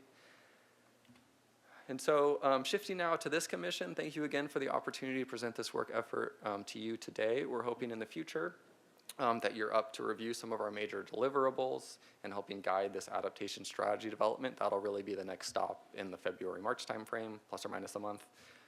We're hoping as part of each of these outreach campaigns that you're willing to leverage your networks to really get the word out. We want people to be involved in this effort. We want to get their input, and we want well-connected people like y'all to help us do that. And then ultimately, we're hoping to get a hopefully positive recommendation for you on the outcome of this plan before we take it to council in the first quarter of 2027. And that concludes our presentation today. Thank you again for the opportunity, and we're here for any questions you might have. Thank you very much, Mr. Bolton. There's a lot there. Who's got questions? Commissioner I have questions, yes. So thank you very much. This is extremely thoughtful, and I'm really happy to see that someone's taking such a long-range view of our waterfront. I frequently enjoy East Beach. I live very close to it, so I'm there frequently. The king tides did freak me out, so thank you very much for addressing those directly, and it's kind of the vision or the end result of us not doing anything. Also, as someone who winds their way through the harbor quite a bit on foot, I appreciate that you're being thoughtful about the transit there as well. A couple questions. So you mentioned we can leverage our networks to get the word out. What is the best thing to point people to for them to understand what you're doing? Honorable Chair and Commissioner Price, thank you for the question. I mean, ultimately our website, we are working on making it a whole lot better. Give us like a month, but okay. Maybe before then. But I would say the two biggest things is really it's looking at the website and then signing up for our email list. We use that as a core communication tool to get the word out with everything. And I would say also just show up or participate when we do this next outreach campaign. We intend to reach far and wide. Please reach out to me. I'm happy to meet with any group, anybody who wants to chat and has ideas about these solutions. Very good. Thank you very much. So you mentioned the 2021 Sea Level Rise Adaptation Plan. What is a bluff-backed beach? Honorable Chair and Commissioner Price, thank you again for the question. Think about like any of the beaches essentially west of Ledbetter, so the entire Mesa area. So when you have a beach where you're on the sandy area and then immediately behind it is sort of a vertical bluff area, that's what we call a bluff-back beach. Okay. So really it's the entire portion of our city except for that low-lying waterfront area. Got it. Yeah, Okay. thank you. Very good. And if I wanted to get a copy of the Sea Level Rise Adaptation Plan, what is the best way to do that? Honorable Chair and Commissioner Price, it's on our website, or shoot me an email, I'll send you a link. Understood. Thank you very much. Thank you. All right, thank you, Commissioner Nielsen. Excellent presentation and delivery. I learned a lot. That was very helpful. Thank you. Can we return to the topic of the scenarios that we're expected to plan to, and then the modeling and sensitivity you guys are hoping to accomplish, and kind of, again, what are the bounds that we're looking at? And, is that the 1 in a million scenarios, or, maybe just what we expect to be more prominent? Yes, through the chair, Commissioner Nielsen. So these are the sea level rise projections from the Ocean Protection Council that our state puts out based on national projections. Normally I would actually just show the brown line because that's really what we are planning to. There is a full range of projections, and they're based on the likelihood of both that world actually reducing greenhouse gas emissions. So those are the lower, so the green and the purple are basically like we stop emitting greenhouse gases in the next 5 years, kind of really extreme projections on the one end. So like very, very unlikely that that's gonna happen. On the other end, at the very top, the most extreme projection, the high projection, is looking at different failure mechanisms of our Antarctic ice sheet, and that's like the worst case scenario, 1 in a million failure of our Antarctic ice sheet. So where we like to focus is in the middle and between the yellow and the brown. So the yellow is like you're going to Vegas and you want to go bet and you actually want to win money. That's like the 50%, that's almost 50% or more definitely going to happen by that time frame.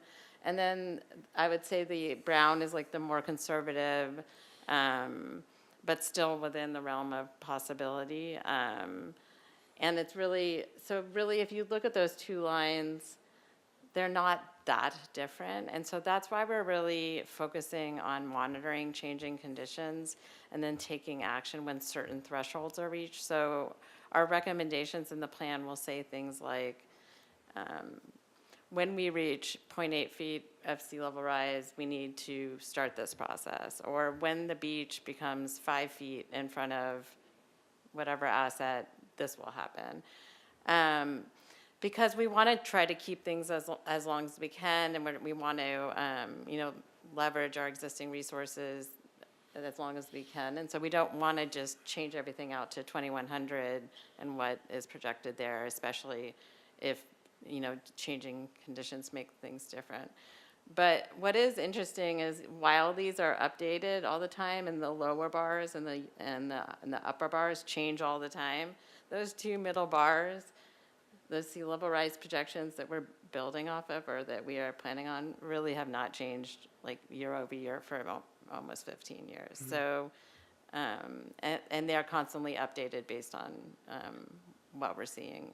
So we're kind of working in the realm of from 2030 to 2060, 2 feet or less of sea level rise over those 30 years. Yes. And do you think on the spectrum of green to gray solution that keeps us more in the green end of those adaptation changes?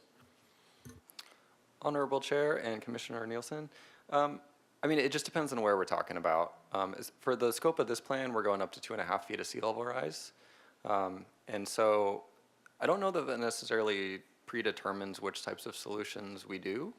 I think that that process is heavily based on the locations we're talking about, the space available, and just like the specific context and vulnerability risks of that area. There's a much different set of solutions and opportunities when you're talking about West Beach than when you're talking about East Beach. I think in general, our entire program is heavily funded by grant funding.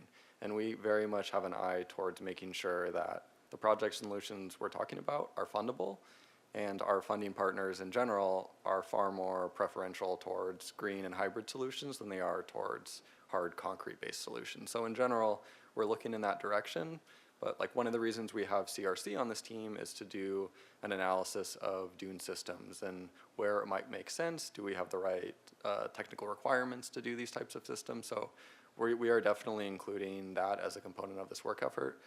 We haven't decided yet. That's part of this next big effort of what makes sense where. Thank you for the answers. And yeah, I really appreciate the approach of being actionable, permittable, and being able to move forward with this once you guys are done evaluating and modeling and looking into our various solutions. Thank you.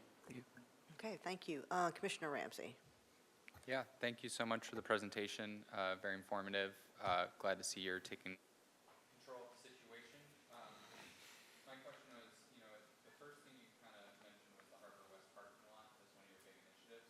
My microphone isn't on. There we go. So when we're looking at the projected 2-foot rise, right now that whole parking lot is barricaded by a sand mound. I see the diggers out there every 6 months fixing that wall. Are you looking to put an elevated multimodal path in there? I mean, is the goal just to raise up a barrier 2 feet to where the sand is now and have that be the protection? Or are we thinking about, pushing it back? If you could look on that map behind you, it used to be all sand back there. That's where the harbor is, but where Ledbetter is, it's all sand. So I guess my question is where are we expected to put that wall in the future? Honorable Chair and Commissioner Ramsey, that's a brilliant question, and honestly, it's one of the ones we're evaluating right now. There's a core question. If one of our big moves is to, in the medium and long term, go towards an elevated pathway as a solution to both reduce our flooding risk and provide this facility, there is a series of questions that we have to consider in terms of, first, what amount of risk we're reducing and what's our infrastructure life of that risk. And there's some trade-offs that happen of if you put that facility as close as possible at the edge of today's pavement versus if you put it all the way in and just put it along shoreline Cabrillo, the height of that structure has to be higher the closer it is towards the ocean for any amount of risk. And so there's trade-offs to that. We want to be sensitive to making sure we're not overbuilding for today's risk to create negative view impacts. There's, quite frankly, challenges that come from inland flooding from rain events on the other side of it, that we have to consider and evaluate. So the answer is we don't have the answer yet. That's one of the key things we are looking forward, and we'll honestly be looking for your input on the first quarter of next year. But it is one of the, you hit the nail on the head of a key thing to consider. Commissioner Ramsey, I just would add that I foresee a phased approach where, as an example for that area, where immediately we could restripe the first row of parking to be a bike path, and that could be very low cost and done tomorrow kind of thing, And that's maybe the first phase. And then the second is putting something raised a little bit farther back to allow more space for the beach. Things like that where we'll have to consider the cost of that and the implications, because if we try to put it too far back initially, it also just won't get used, as we learn over time. If you put a bike path or a ped path too far from the ocean, it just doesn't get used. So this is the million-dollar question, and what staff has really been grappling with the different alternatives and what phase to do them. Great, thank you so much. One last question is, on this chart, at what point are the beaches gone? Honorable Chair and Commissioner Ramsey, it depends which beach you're talking about. I think East Beach is in a rough place. And the analysis we've done, just to be clear, is it's all if we do nothing. And the idea of this whole effort is to figure out what can we do to get the outcomes we need. East Beach is in a hard place. West Beach, I think, will be there for a very long time. It will be there longer. If we do nothing and the continued dynamics happen along the coast, it will exist there through all of our lifetimes. Ledbetter, similar with some erosion to it. A lot of it depends on what our actions are. I mean, a sandy beach is going to exist for a lot longer if there's an acceptance to trade or relocate some surface level parking to allow more sandy beach area, which once was pavement.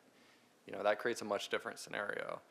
So I would say it depends heavily along the reach and what our management decisions are, with our focus really being maximizing sandy beach access as long as we can.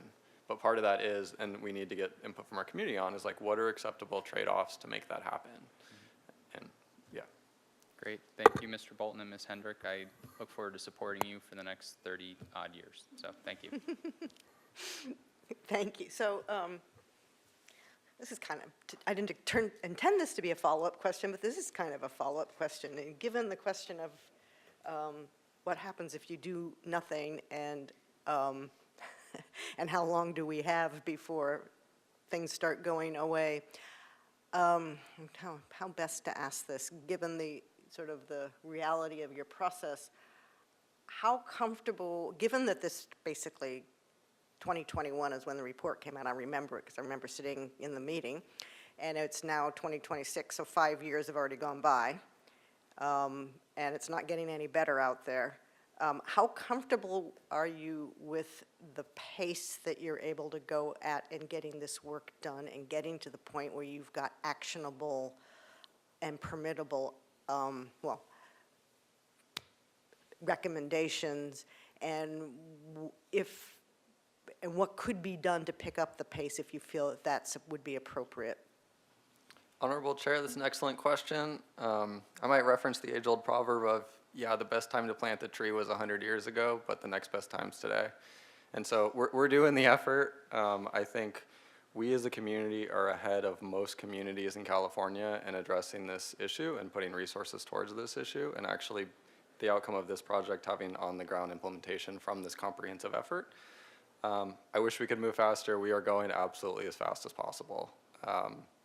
There are for sure permitting horizons that come from these types of efforts. There are funding constraints, and I think that's one of the beauties of that approach Ms. Hedrick referenced, of these different phasings and layered approaches where we have the just do it immediately as fast and feasible as possible, and while we're building these solutions that address the bigger issues with bigger moves and then phase them appropriately so that we're right-sizing solutions when we need them.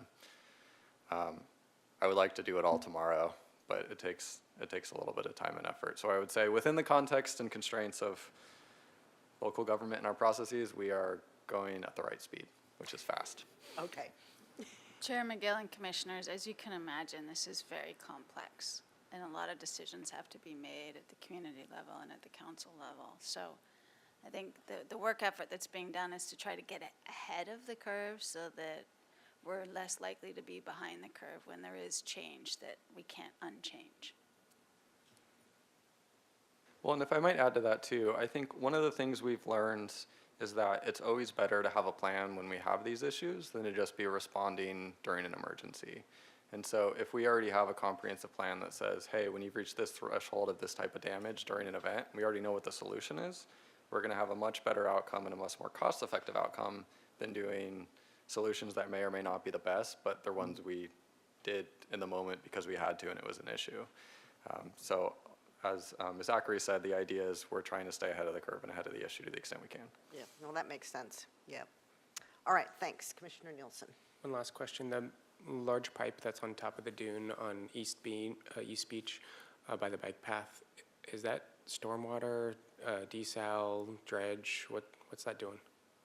Honorable Chair and Commissioner Nielsen, that is our dredge pipe. Yep, so that's part of the dredging operation that occurs. Based on the orientation of our harbor, it effectively serves as a sand trap. So we dredge material out of there, and that pipe is part of that process and influences where it's then effectively dumped. Thanks. Maybe it just got more exposed, or I just, saw it. We had to move it recently, but as part of the King Tides event. It got moved up based on where the water's levels were. Gotcha. Thanks. Yeah. All right. I think that's it. I guess the next time we see you, you'll be looking for a recommendation from us, yes? Honorable Chair, Or not a supportive recommendation. A support. Well, not quite there yet. So when we'll return to you in the February, March timeframe, plus or minus a little bit. And during that period, we'll be looking for input on the different solutions we're pursuing. So the actual, hey, these are some designs, here are some specific locations for that multimodal pathway. Are we headed in the right direction? Does this seem like the right things to consider and balance and weigh? Are we looking at the trade-offs the right way? Do we need to analyze some other solutions? In terms of getting a recommendation or approval, that will be after we do the public draft. So that public draft timeframe is really next fall. So Okay. well, it'll be fall, winter. I'm not sure quite yet when we'll stop here. But And in when that we start timeframe. looking at, sorry, I Yeah. interrupted you, but when we start looking at the kind of the weighing solution, is that something that's fine in here in this setting, or is a site visit appropriate at some point for the commission, or? Honorable Chair, we can think through the right format. I'm not sure I have the answer for you today. Okay, that's fine. But I'm just thinking ahead. yeah. All Thank you. righty. Okay, well, thank you very much. Thank you much for a thorough and interesting, as always, presentation. Thanks. And I think that takes us to block grants. Thank you. Ms. Navarez, welcome back.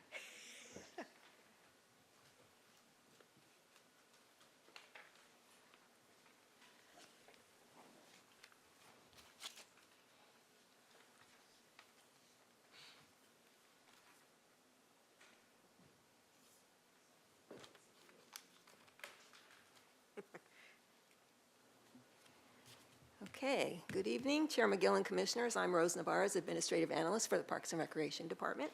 Today I'll be updating you on previously funded CDBG grant projects and asking for your asking for your support for the proposed project for the upcoming grant cycle. As part of the application process, projects must receive support from a citizen review board. Okay, and I should have done this first. There we go. Okay. Okay, so supporting capital projects that improve public facilities and infrastructure that serve low and moderate income neighborhoods is one of the CDBG program's priorities. This slide demonstrates our eligible park sites based on their proximity to low and moderate income neighborhoods, as shown in green. And for your information, that is not a typo. The data has not changed since July 2024. The number of eligible park sites within the city has decreased over time as the average median income has risen. Additionally, with the department being a frequent applicant, many of the eligible sites have been seeing numerous projects already completed, making the task of designing eligible and achievable projects more limited. So here's an overview of the CDBG funding cycle, which starts with application submittal in December. Applications will be reviewed in January and February, with projects recommended to the City Council in March. Funding is typically released in November, and then projects must be completed by April of the following year, including all the administrative closeout tasks associated with a project. So construction should really be completed in March. Okay, the department currently has 3 CDBG-funded projects, 1 completed within the last year and 2 soon to be in the bid phase. So the first project is at Alice Keck Park Memorial Garden. The project addressed safety issues by improving pathways, replacing existing bollards at maintenance vehicle entries, and installing handrails at existing staircases. In addition, existing lights, fences, and benches were painted. The project received a $265,000 CDBG grant and was completed in September. I know the commission had a special site visit at the garden in August, so most of you have seen these improvements firsthand, but you'll now be seeing some before photos as well. So this photo here shows a portion of the improved pathways and the ADA accessible pond viewing area. So here are the before photos of the fence needing painting and the stairways without the railings, as well as the old bollards at the maintenance entrances. These removable bollards had sleeves that protruded above the concrete, creating potential trip hazards. And here are the photos of the painted fence, new handrails, and one of the new removable bollards with sleeves flush to the cement, which removes the former tripping hazard.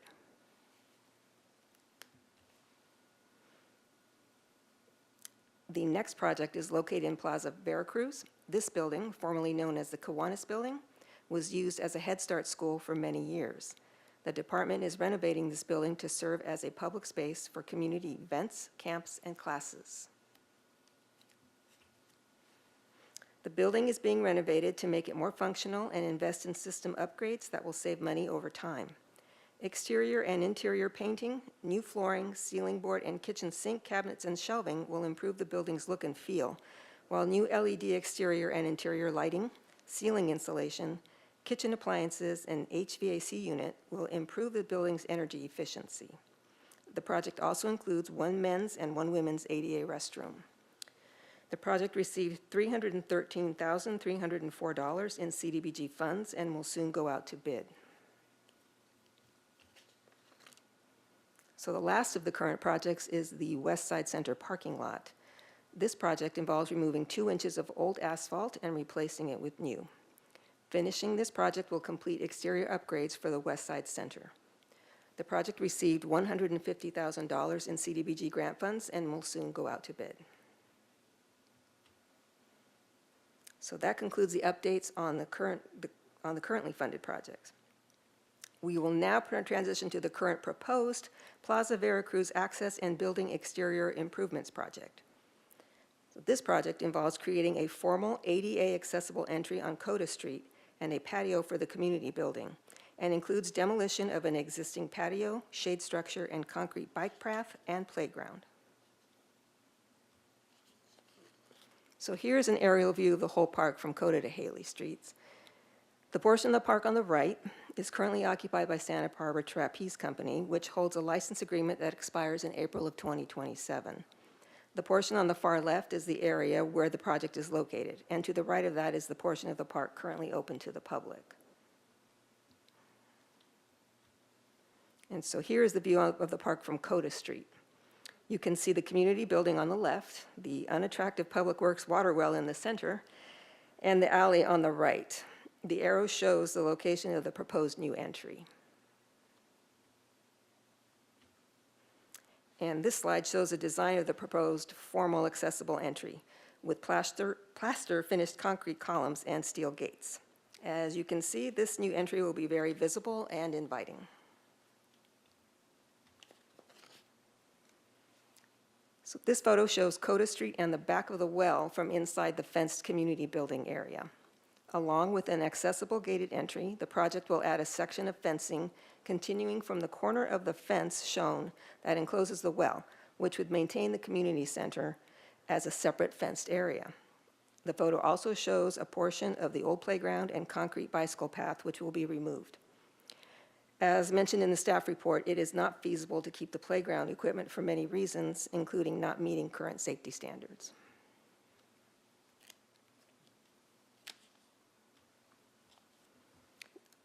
In this slide, the photo on the left also shows Coda Street and the edge of the alleyway from inside the fenced community building area. The photo on the right shows the current non-accessible alleyway entry and a portion of a chain link fence that will be removed to provide access into the park. And the arrows indicate the general location of the proposed accessible walkway.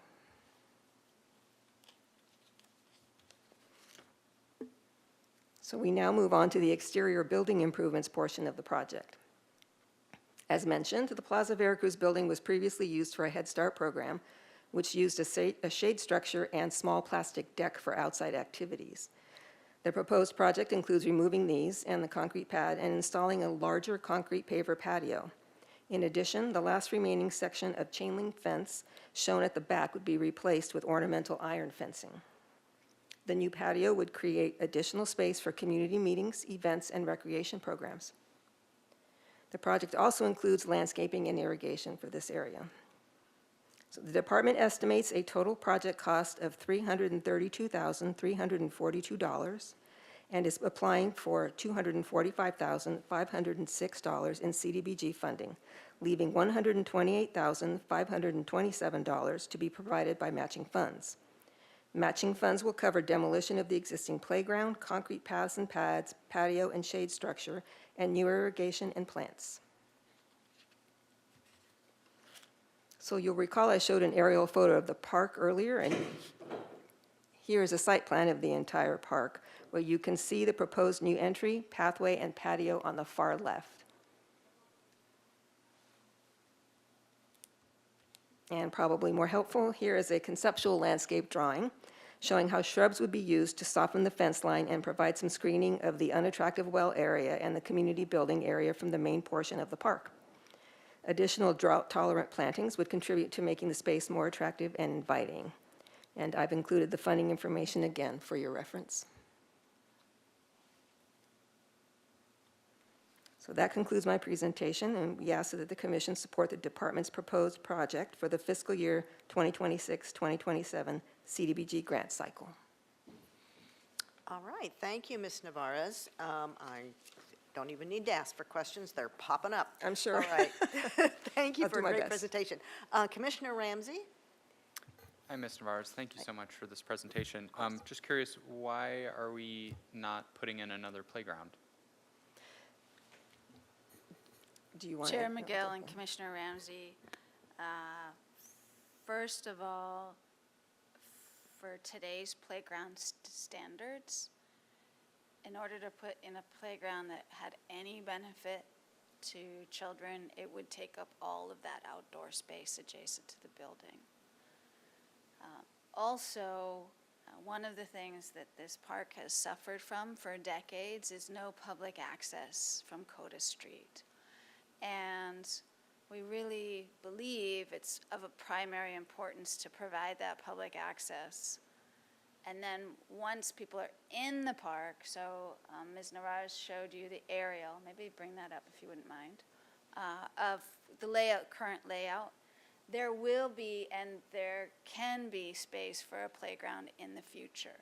So as the commission is aware, we are embarking on our Parks and Recreation Master Plan.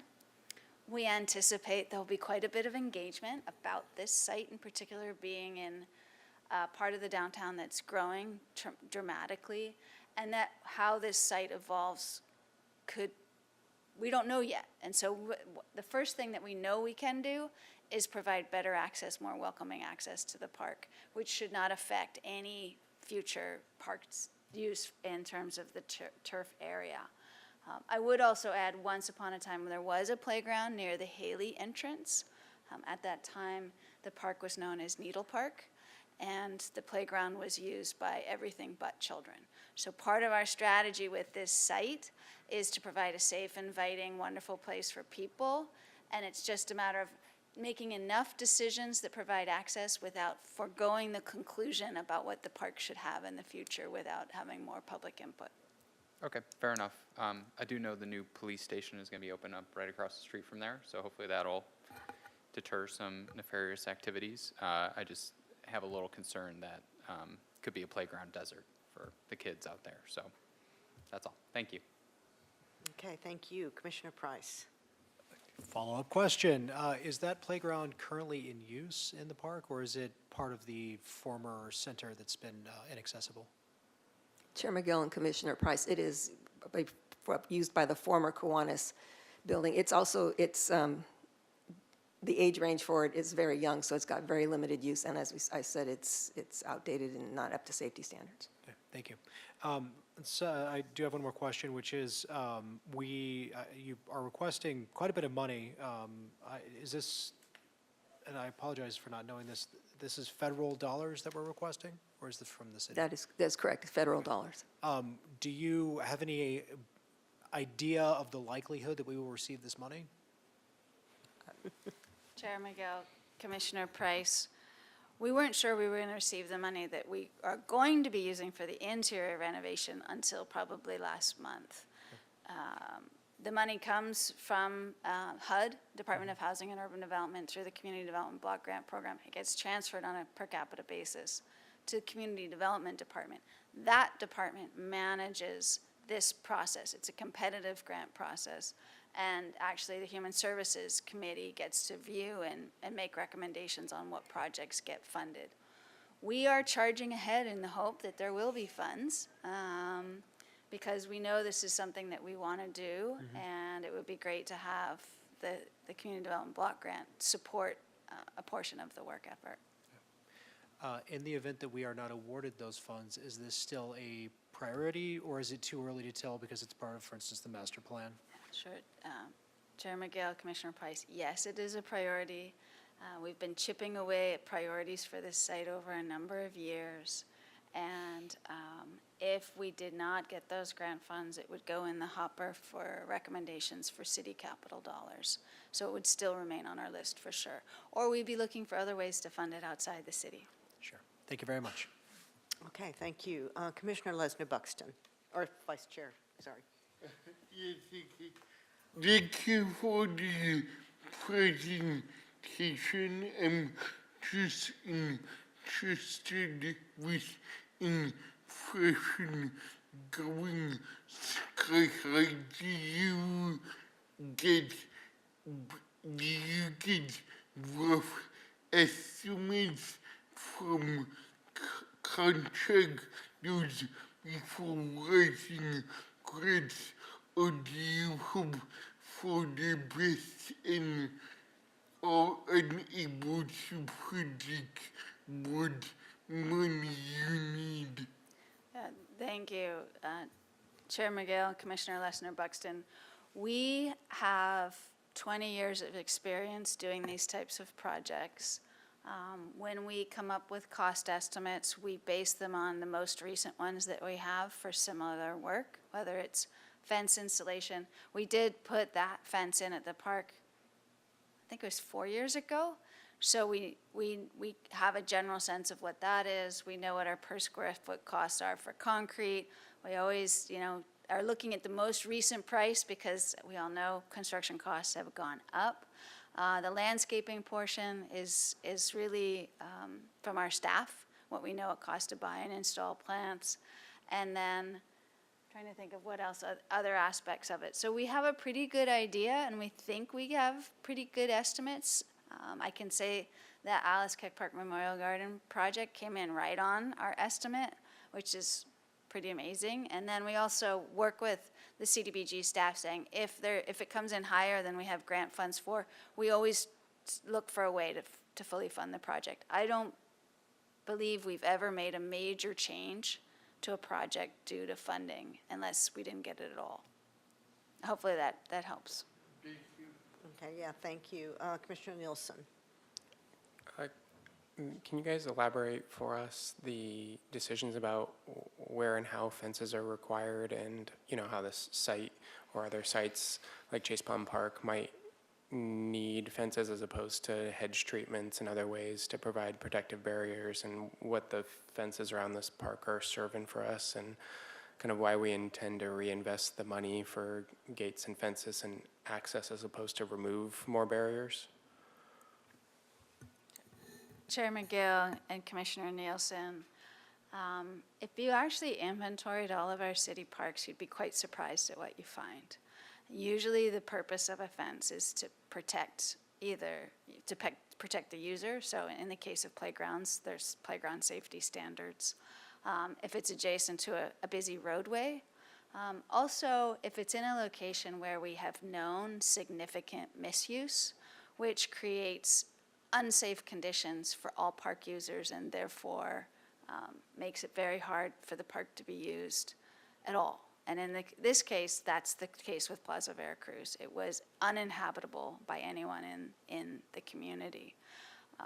To that end, our goal is it's open during regular park hours, and like other places where parks might be closed or fenced, if there's a permission can be granted to provide access to and use of the park after hours. It boils down to a number of different considerations in terms of resource protection, maintenance, and actually, most of all, public safety. Thank you. Okay. I don't actually have any questions. I mean, Plaza Veracruz is actually turning into quite a success story. And we are, there's probably limited things that can be done within the time constraints of these grants, and particularly the execution constraints of these grants. So they're by necessity going to be kind of the smaller, compact, immediate benefit, immediate gain projects. And, I personally think this is a a great park to be supporting in that respect. I was going to go ahead and, do we need a motion for this? I think we do, don't we? So if we could go back to the recommendation slide, that would be great. There we go. So if everyone's okay with it, I will go ahead and just make the motion that we support the recommendation as written. I'd like to second. Is there any further discussion? I do have one question. So I think these are great projects, very worth the money, very supportive of them happening at some place. Is the recommendation here that we're agreeing that these are the best projects that should be done? Were there alternatives that the staff did not bring forward that they said, hey, you know what, well, this is the priority, we want to do this, but FYI, here's a couple other, runners up to this grant cycle, or were these pretty clear the winners on these reviews? Chair McGill, Commissioner Nielsen, that's an excellent question. I think if you go back to, I think it's the second or third slide, just hit the number and enter and it'll pop right back to it. It shows you the eligible neighborhoods. When we look at sort of the low moderate census blocks, we look at where we have parks in those census blocks. And then we look at whether one or more of those parks has a need and whether that need can be met in basically 12 months. So from concept to execution. Well, I'll say 16 months. From putting the application in, hopefully getting award, if council approves, if we get recommended, council approves it in March, and we don't see funds until November, we have between March and November to make sure we're ready to go to construction. It's really difficult to come up with projects that meet that timeline, with the exception if it's a project that's already going to be going out to bid and has other funding, if that makes sense. So it's one of those timing things. I can tell you that to date, including the funds that were awarded, this department has secured over $5 million in community development block grants that have installed playgrounds, West Side, Bonnet twice, East Side, Ortega, Sunflower Park, Plaza Veracruz. We have 2 grants, hoping for a 3rd grant. And Parque de los Niños again. So we're always looking at what do we need to do to improve a park that can be done within a certain amount of time. And they're often those types of projects. They're sort of like nickel and dime projects, even though it seems like it's a lot of money. But we've renovated restrooms. So we're limited to where we can do it. And then we're also limited to what do we think will make this a better park for people. That's how those decisions are made. We couldn't do anything at Chase Pond Park, for example, where the census data demonstrates that there isn't an economic need from the people that live there. We also used to be able to include East Side Neighborhood Park, which is why we have such a beautiful park today. A lot of money came from community development block grants to make that park. It's no longer eligible. So we're always looking at what the eligible areas are, which park it is, and what we think we can achieve within that time frame. Thank you, Director Zachary. To clarify further, so on this particular chart, is it green areas are eligible? Any parks in that green area is what was up for consideration? Is that how we should be interpreting this? The green areas are the census blocks, and the parks are what are located in those green areas. Yeah, with at least some proximity to them. Yeah. Sorry? With some proximity to them, so like the Plaza Veracruz the line doesn't fall within a green area, but it's close enough. Correct. Chair McGill, Commissioner Nielsen, we are able to make the case that it's adjacent to, because it really is adjacent to. It's within clear walking distance. We wouldn't be able to make that case for, I don't know, let's say Ledbetter Beach Park for next to Rancheria, that area. But yes, we can use the adjacency in certain instances. And because of the execution constraints you guys have with the timeline, it boils down to it makes sense to upgrade existing parks as opposed to the effort it would take to put in some type of micro park in an area that doesn't already have it, and it's just unfeasible for this timeline. Is that fair? Sure. Chair Miguel, Commissioner Nielsen, that's a great question as well. To my knowledge, we have never done land acquisition. I don't believe it's an eligible activity. However, if the city were to acquire land to develop a new park and had a park development plan and could implement it, we would apply for funds to actually the implementation of that new park or whatever it might be. Thank you. I appreciate you guys holding the motion to get that clarification. That's fine, I appreciate that. Yeah, good stuff. But I'm going to do a follow-up, and keep the motion, but kind of have a follow-up to this train of thought. In thinking about the census data, and I'm actually kind of thinking about Ortega here, but maybe I'm thinking wrong. Looking ahead, do you have access to data that would tell you which neighborhoods are at risk of falling out of status, and the time to strike is now before the status goes away? Chair Miguel, I don't know that I could answer that question. I mean, it's based on 2020 census data. They do the census every 10 years. Okay. Sometimes there's slight updates. A perfect example would be, and sometimes it's not, well, depending on the source of the funds, it's not necessarily the census data. So we applied for a $10 million grant from the National Park Service for the Dwight Murphy Field renovation. And through that process, we had to apply to the state. The state only forwarded 1 or 2 applications. I don't know if we were the only one or if there was another one to the federal government. So we had to compete within state. They supported our application. It went to the federal government. From the time they released the notice of availability of funds, which was in October 2022, I think it was, to the time they were actually reviewing the application, they reran the economic data for the adjacent neighborhood, and we no longer qualified. So it really depends on the source of the funds and the criteria and the administrators that are looking at the submissions and how closely they fall within the funding guidelines. So there's really kind of no way to get ahead of that curve.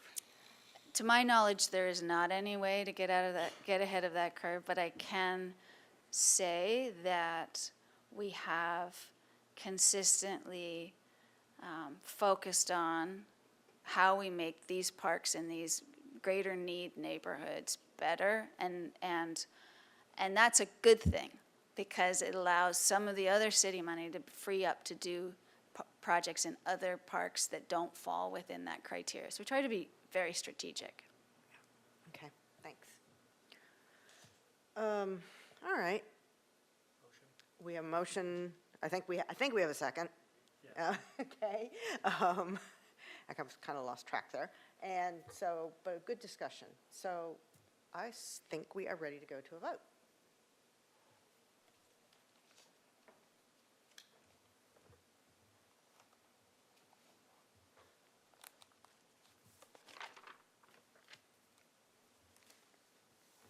And the motion passes. Best of luck. And I thank you very much, Ms. Navarez. Good to see you again. I think that's it, right? So this meeting is adjourned.